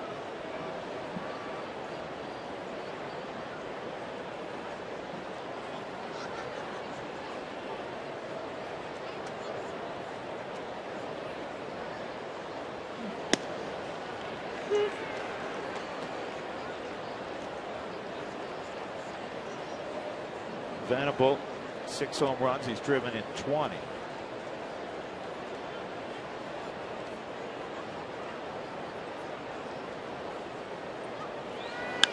And he punches a line drive, base hit to left. Cargo will have to fire it into second. And it's an RBI single. It's 6-2. And I guarantee you that you'll get some stall tactics right now. Jim Tracy's not going to mess around now. It's a 4-run ball game. You can't. I mean, you know, you'd hope Chatwood would go out. He's given up 5 hits, 2 runs now. So, I mean, that's something that Bo McLaughlin had hoped, along with Jim Tracy, give me 3 good innings here and get out of this thing. Unfortunately, they've swung the bat well. Now it'll probably be Matt Malau getting up really quick, who normally works the 8th inning with traffic. He or Rex Brothers, or both.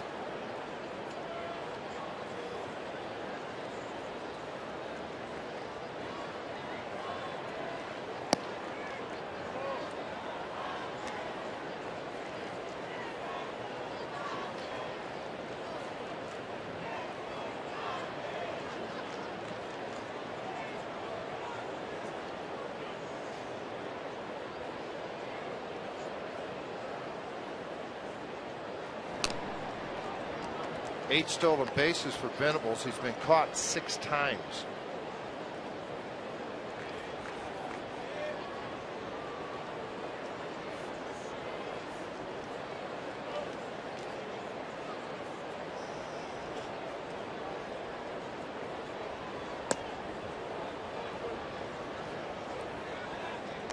Bo's going to go out to eat up time, even though Brothers warmed up back in the 7th inning.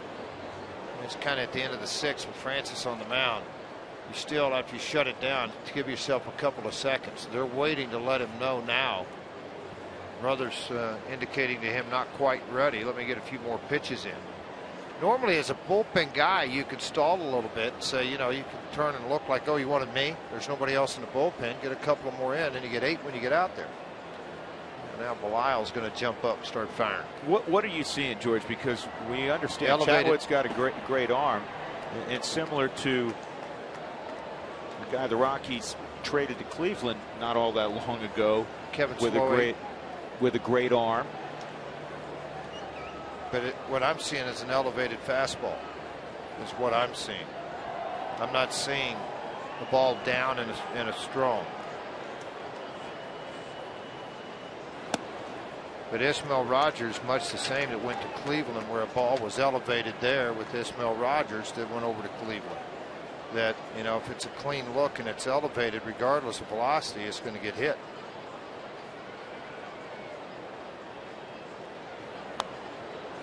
And ball 4. Now you have 2 on in a 6-2 game. Chase Headley runs into one, and it's 6-5. I don't think he's going to have a chance to pitch to him, though.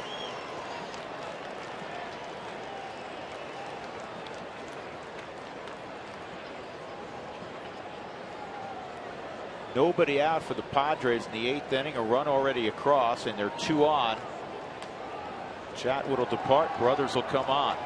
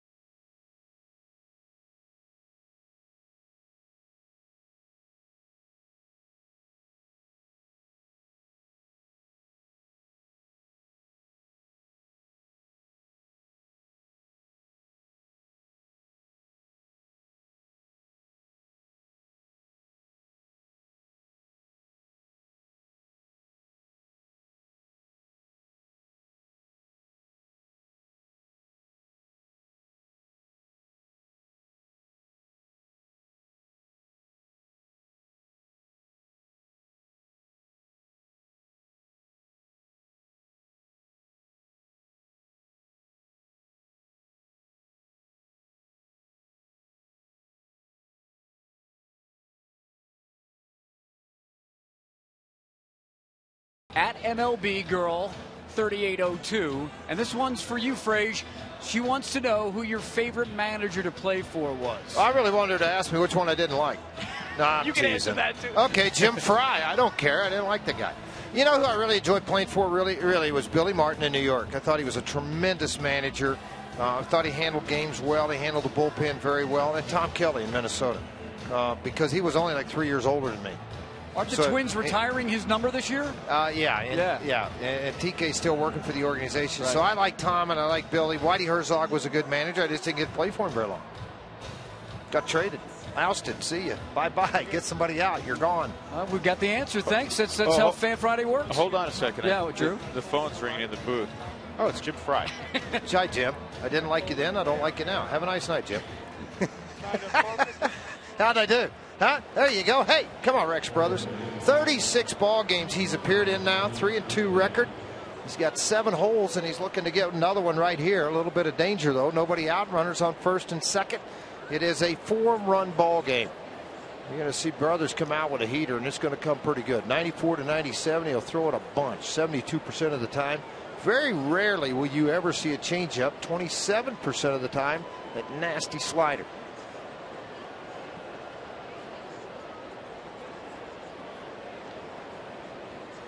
Headley 1 for 3.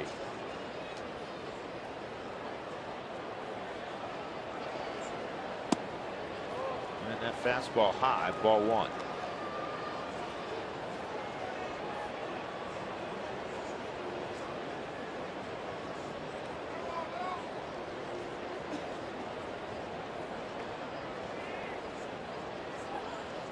So not the return to the big leagues Tyler Chatwood was looking for.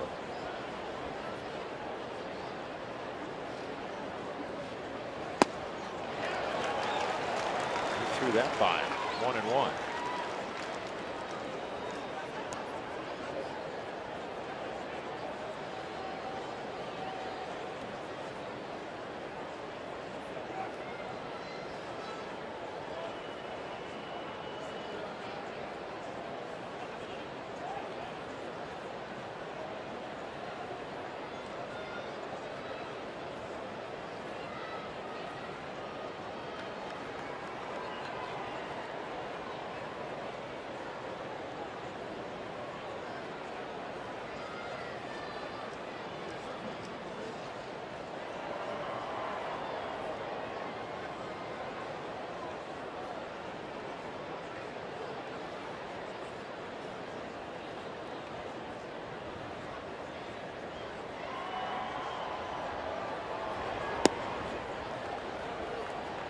2-1, get a green pack today. It's only $24 for 2 great seats, with $5 going towards the Green Fund, which plants trees in the Denver area. Join us for the next green game this Sunday with these Padres. Visit ColoradoRockies.com/green for more information.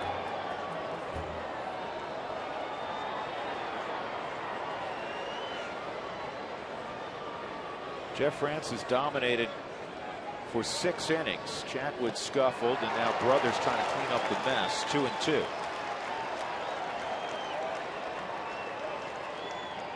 Well, it's been so long. I mean, yesterday obviously a game bounced back and forth, but a long time till you had a really true game. I mean, it's 6-2, save type situation, a hold type situation. 8th inning, up 4, runners on. To do it versus some of these times, I'm getting an inning of work to get an inning of work. I mean, this is, boy, the adrenaline's flying right now. It should be.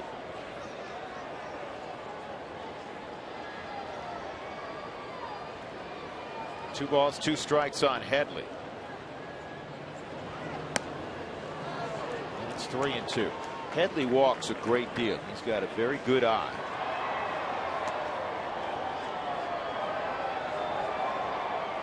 Leads their club with 45 walks this year.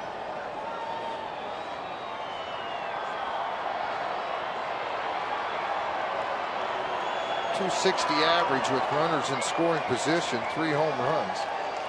He's had 77 opportunities. He's not going to hit that slider. Nobody would have. Nope. And that's the first out of the inning. That was flat, filthy. Started way to the outer corner and then just dropped to that back foot, similar to what right-handers like to do to left-handers.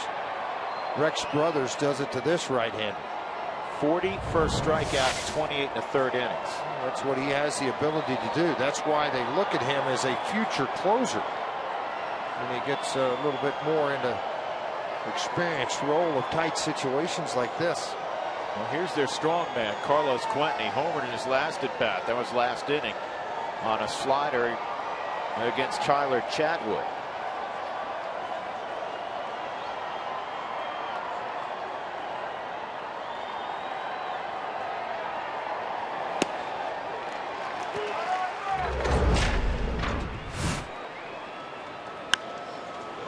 Little doubt on that one.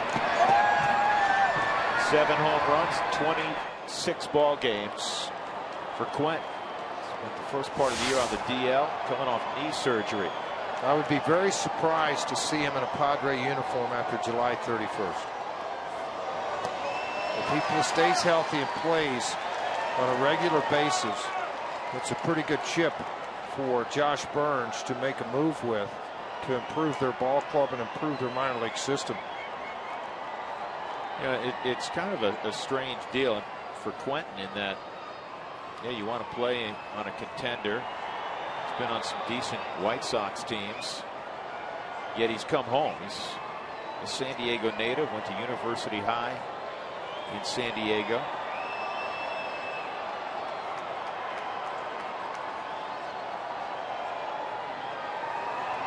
Now, one of their most favorite and treasured Padres, Gonzalez, went to Boston, who was from also in the San Diego area. So I don't know that that would play a role in their decision of whether to keep or not keep Carlos Quentin.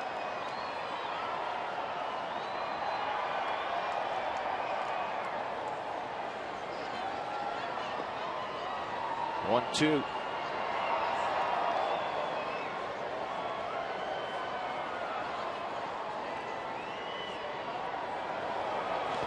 He got it. Nowhere to run. First base is occupied. 2 outs. And that'll bring up Yonder Alonso. A couple of guys really happy right now. One being Rex Brothers, 2 straight strikeouts and 2 difficult guys in their lineup. Headley, now Quentin. The other guy pretty excited right now is Tyler Chatwood, as he left the ball game with a couple of guys on. I mean, that wasn't particularly a great slider, but when you flash in a fastball at 97, reaction of a hitter must be quick. Tremendous block as well by Willeen Rosario. Yeah, he's starting to grow defensively, and you're seeing leaps and bounds, and not just the blocking and throwing of the game, but the calling of pitches and recognizing weaknesses.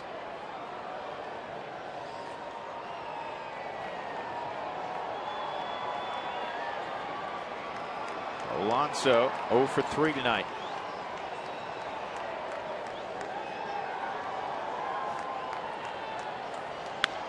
Line drive, right field. Colvin is there. Very well done by Rex Brothers. He inherited a first and second, nobody out situation. Nothing doing.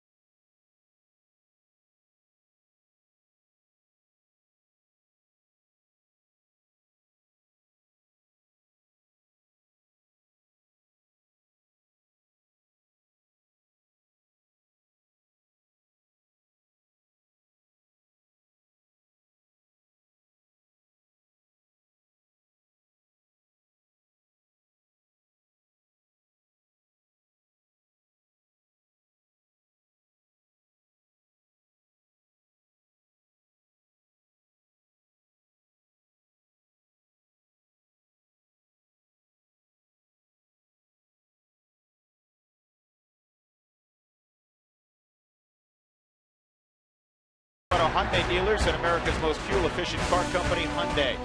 By Wells Fargo. Wells Fargo customers get your 2-for-1 Rockies tickets today by going to wellsfargo.com/Rockies. Wells Fargo Bank, member FDIC. By King Soopers, more value for the way you live. And by Sonic, it's officially summer, so roll up and try the all-new Holy Guacamole Dog and Chili Cheese Fritos Pony.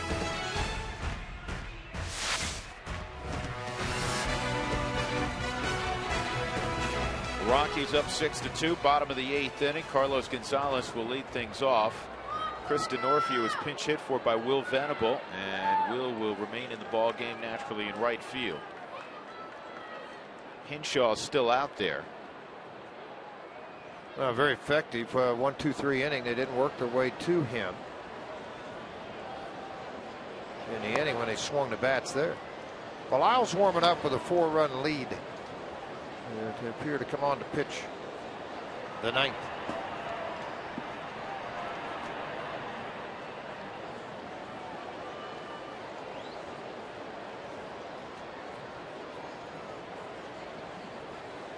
Here's the 1-0 to Cargo.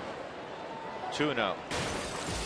Time for the Coors Light Cold Hard Blast. Cargo is last at bat against Jason Marquis. 1-2 pitch. Got a slider out over the plate. And he ripped it down the right field line. It would turn into a triple and then a bad throw. Cargo would jog home. Coors Light Cold Hard Blast. Here's the 2-0. Next 3-0.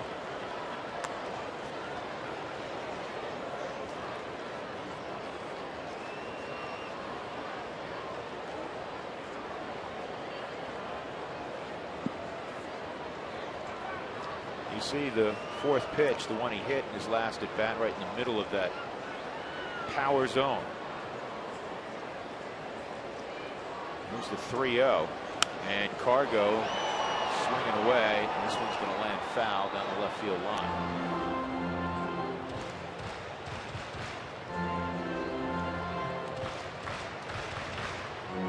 Some more ribbies tonight for Gonzalez.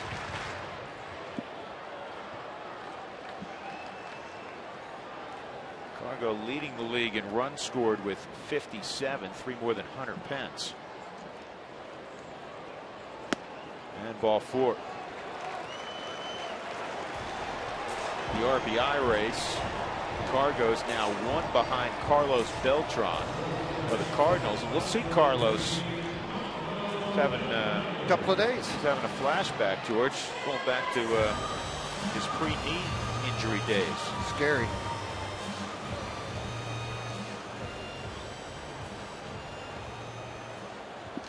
Kadire doubled his last time up.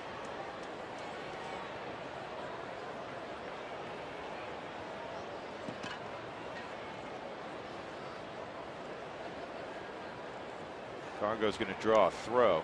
10 stolen bases in 11 attempts. Tied for the team lead with EY.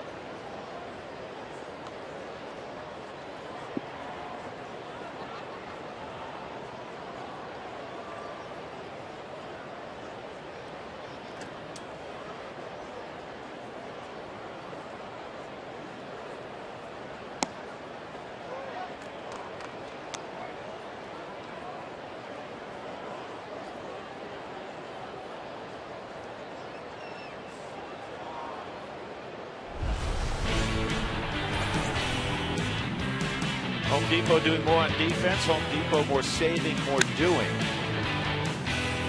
And a high throw by Cabrera. Look at Alonso. He got the tag on Luis Rosario in one motion. Good job.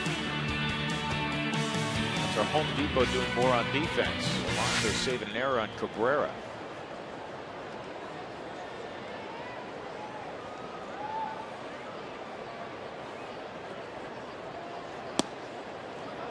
Henshaw was just perfect in the 7th inning. 1, 2, 3, way ahead in the count. Here he's struggling and having a tough time throwing strikes. 6 out of 7 have been out of the zone.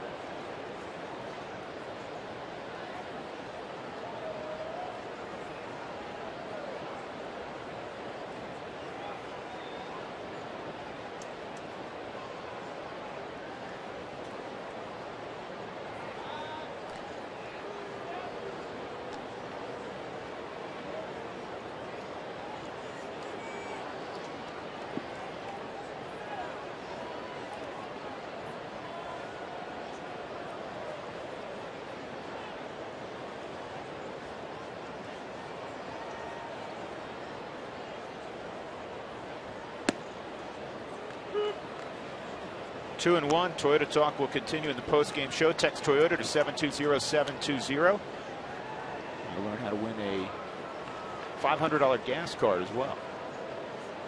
Haven't seen anybody hit one up there yet. It's only $485. Is that where McGuire hit it one time and it bounced into the parking lot? Close. In batting practice. It hit somewhere up there on one of the roofs and went into the parking lot in the back. Stanton hit one down in Miami about that far down the left field line.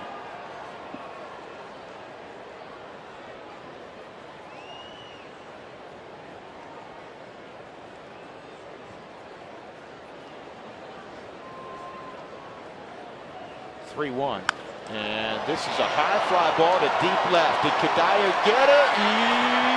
Yes.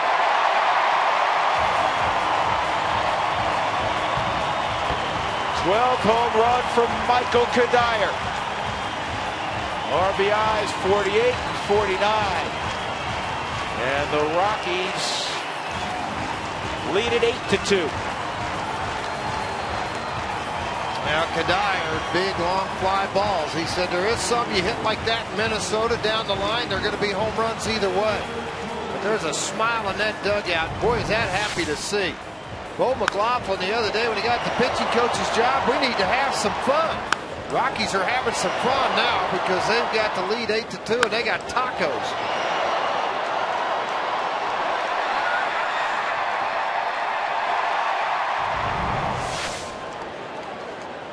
Here's Tyler Colvin. He tripled his last time up. He tripled yesterday. He was a double shy of the cycle yesterday. Here's the home run swing from Kadire.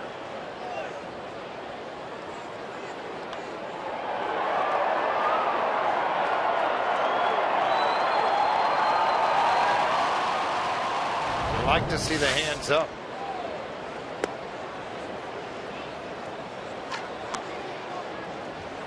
Both teams with 7 hits. The Rockies have made a better use of their 7 than the Padres. Todd Helton having a night off. Kidding a guy he's become close friends with, Kadire.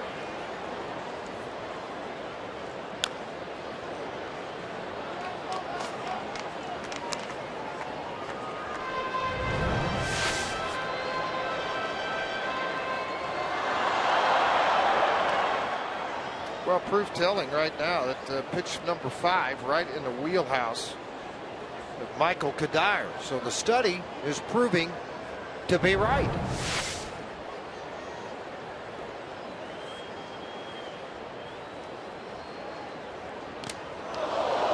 Oh boy, you didn't want that the hand area. Caught the back. Oh, of you it. know what? They're changing it. He's going to have to come back. They checked it out at third with Bill Welke. Welke said he swung at it. And Jim Tracy wants an explanation.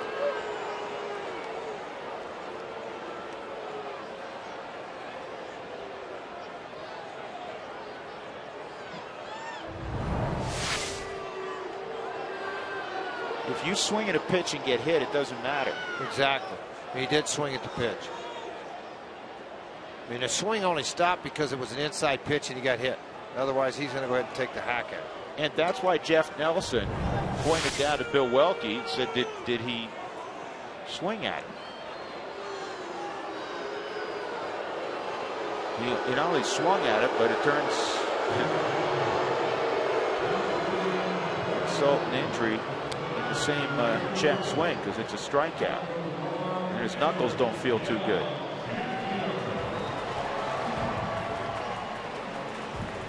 One out. Eric Young in the pitcher spot will hit.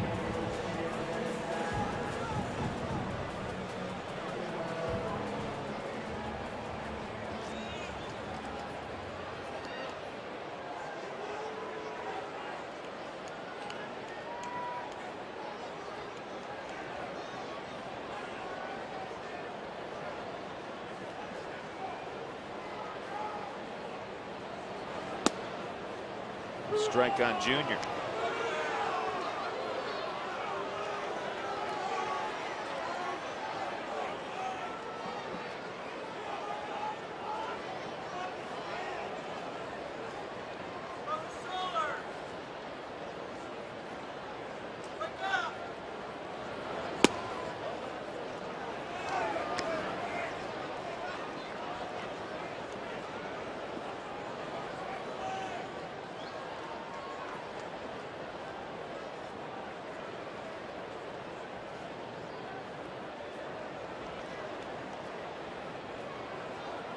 Here's a 1-1 to Eric Young. That's a slider down low. It's 2 balls and a strike on EY.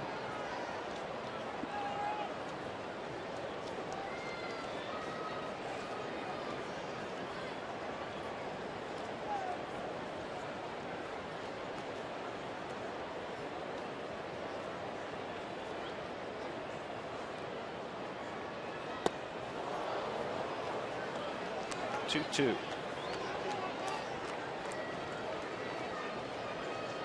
He's hitting .319 from this side of the plate. .316, I should say.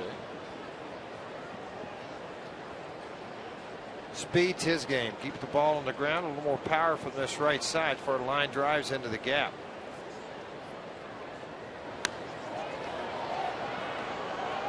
Tireless worker. Out early today, swinging the bat in early batting practice. The other day, saw him running in the outfield. Is here about 1:30 in the afternoon.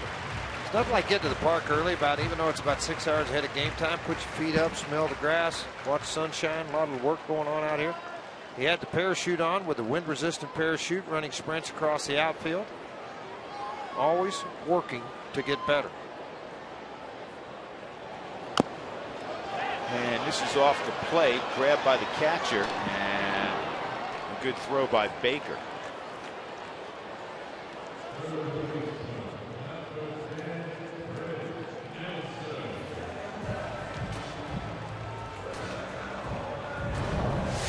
High hop right out in front. EY trashed those gloves. Didn't get a knock out of there. Throw it to the inside part of the bag. Stay away from the runner. Able to retire him.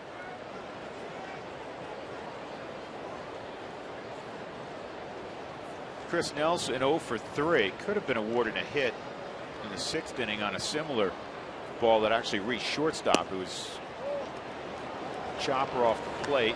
Cabrera had to come and try to backhand it on a short hop. Couldn't come up with it. Nelson may have beaten it anyhow had he come up with it.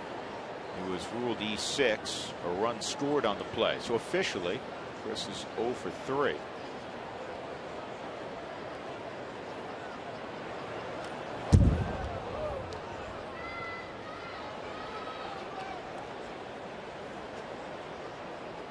Nelson hitting .319 in the month of June. 5 home runs. He's driven in 15. It's been a good month for Chris.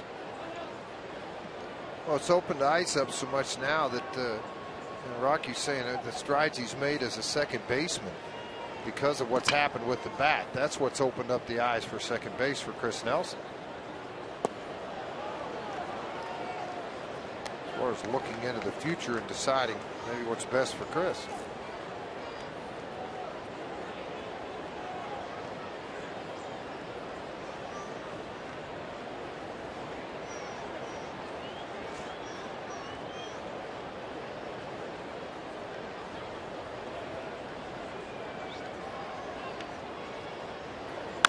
Back up the middle, a base hit.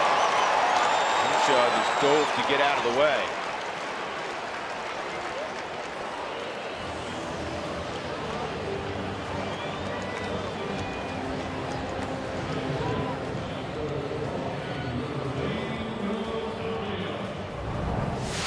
Chris just staying hot and doing it with a lot of confidence. That's a one hopper that knocked Henshaw down. I mean, thinking it almost got him right in the middle of the back. He jumped to the ground to avoid getting hit with a hard base haul right back up the middle. This ball did not miss Henshaw by much. Could have got him in the back of the shoulder real easy. You'll see this as he ducks down to get out of the way of that ball. Rosario's 1 for 3. 8-2 Colorado. Earlier in the inning, a 2-run home run from Michael Kadire. Chicago had led off the inning with a walk.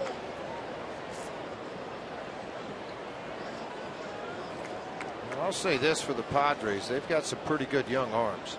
And Henshaw has shown he's gotten one of those arms. The velocity for Bud Black has been up to 94, 95. Good hard slider to go along with it.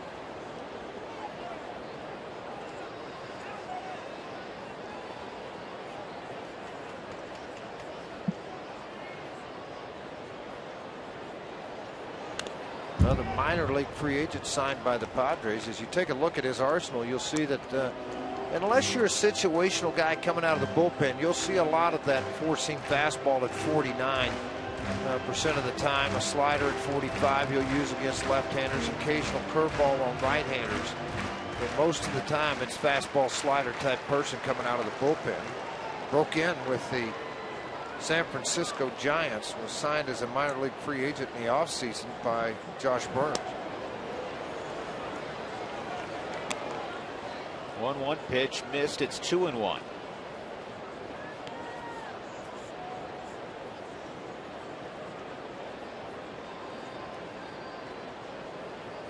Crowd of 42,785 on fireworks night. Do it again tomorrow, fireworks.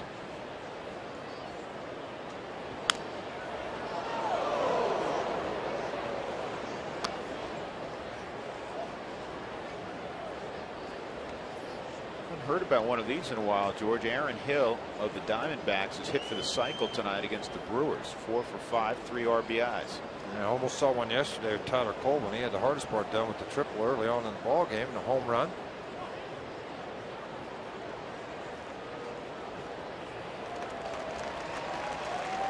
Aaron Hill, not somebody who possesses an awful lot of speed. Starting second baseman for the Diamondbacks. San Francisco losing to Cincinnati in the second 3-0 with their shutout yesterday. They took over the lead in the National League West. The Dodgers in the second inning with the Mets tied 0-0. Pittsburgh all over St. Louis 9-5. Kevin Correa the starter for Pittsburgh.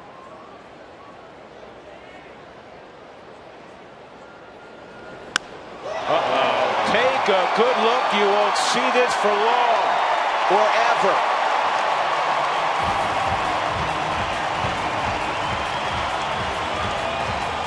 Willeen Rosario flirting with the concourse. And the Rockies have a 10 spot on the board. 12 for Rosario. RBIs 33 and 34.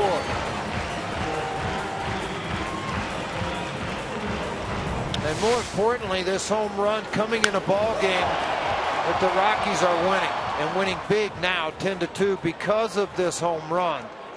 They'd fed him a steady diet of pitches in. He'd pulled it over their dugout, into their dugout. This one, he pulled into the seats, well into the seats.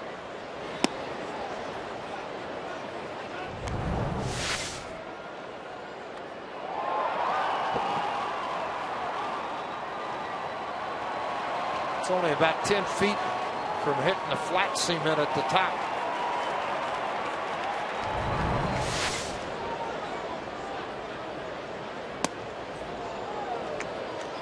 Two-strike count on Herrera. Most home runs among rookies. Willeen Rosario way out in front of the class. Harper's 8th tied up the ball game yesterday at 10 in the 9th inning. It came against Rafael Betancourt.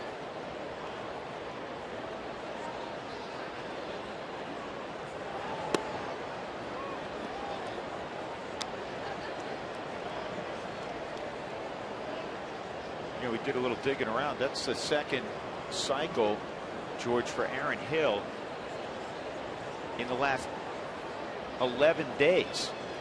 He had one against Seattle. You had a pretty good month, aren't you?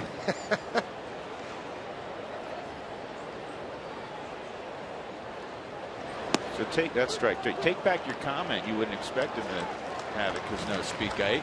I'm still not expecting him to do it. He gets 2 a month, Frazier. Pay attention. Come on now. I'm still not believing it. 2 2-run home runs in the inning. Michael Kadire and Willeen Rosario. We'll go to the 9th. The Rockies up 8.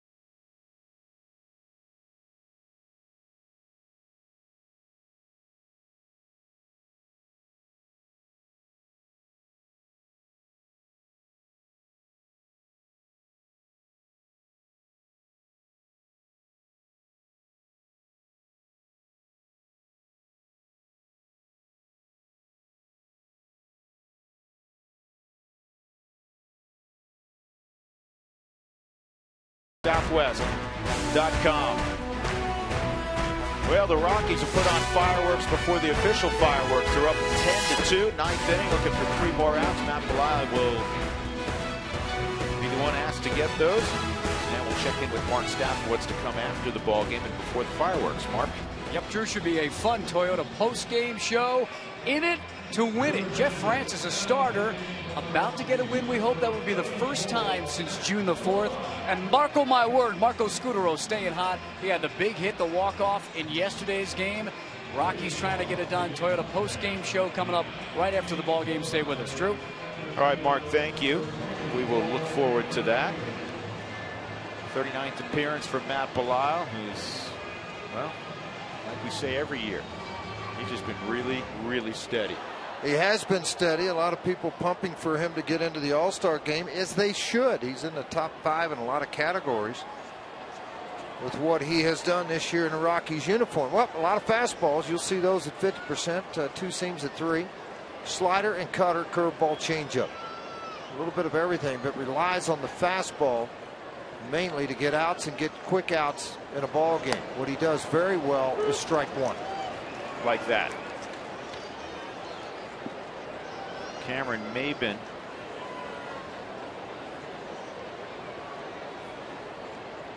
1 for 3 tonight.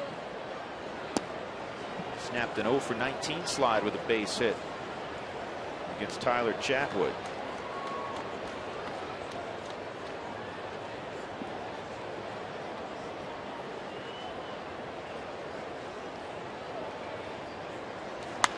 May have been a line shot to right. Nice job by Colvin. And that'll bring up Jesus Guzman. He'll pinch hit in the pitcher's spot here.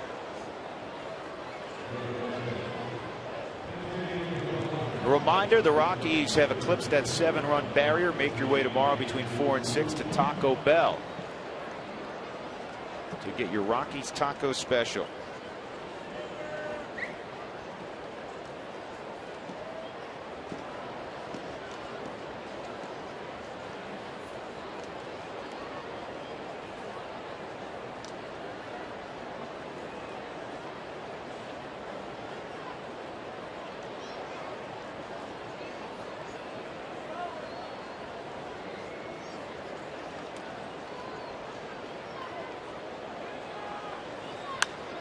And Guzman hits a high fly ball to Colvin in right. And that's the first out in the ninth.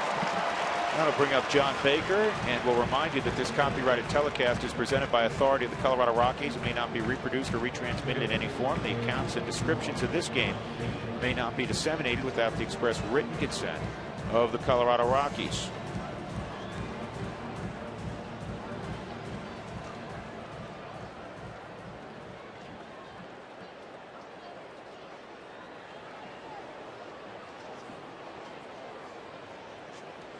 Baker a single back in the 6th inning, also a strikeout and a ground ball to first.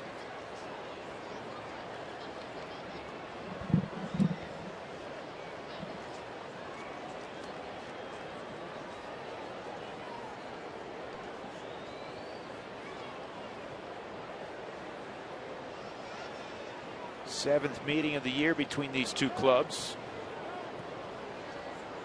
All clubs in the NL West play 6 series against one another, 18 games. That's going to change a little bit next year with the Astros going to the American League. A lot of things will be different. We'll have interleague games throughout the season. And I like that.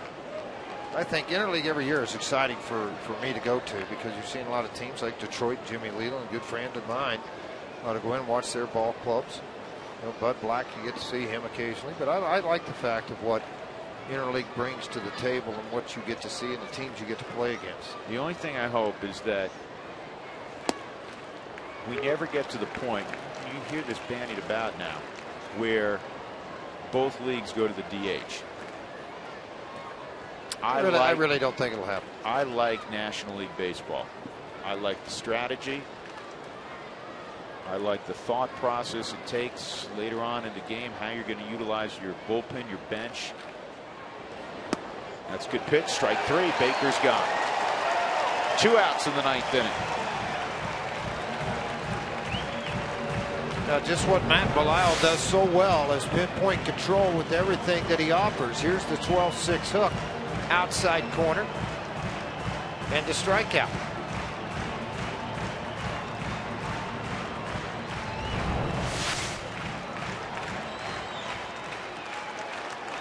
There.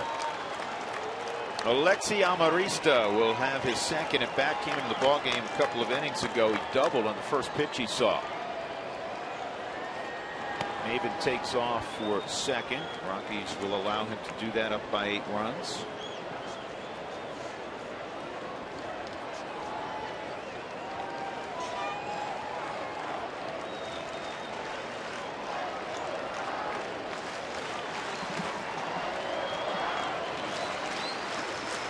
Well, the Rockies scored 11 runs yesterday. They had 10 in 9 innings. They needed an 11th run eventually. They got it in the bottom of the 11th, and they've come back tonight, reaching double figures again. Got a 1-0 start. Carlos Gonzalez, an RBI ground out. Added another run on a Scudero hit in the 3rd.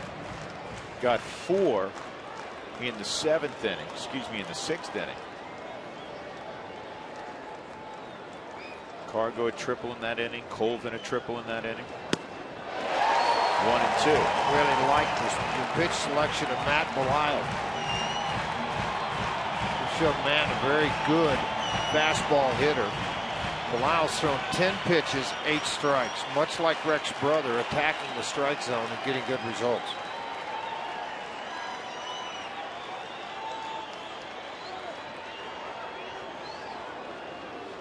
And if you've been bouncing around tonight, the Rockies got 4 more in the 8th inning. A pair of 2-run home runs. Michael Kadire his 12th. And then Willeen Rosario his 12th.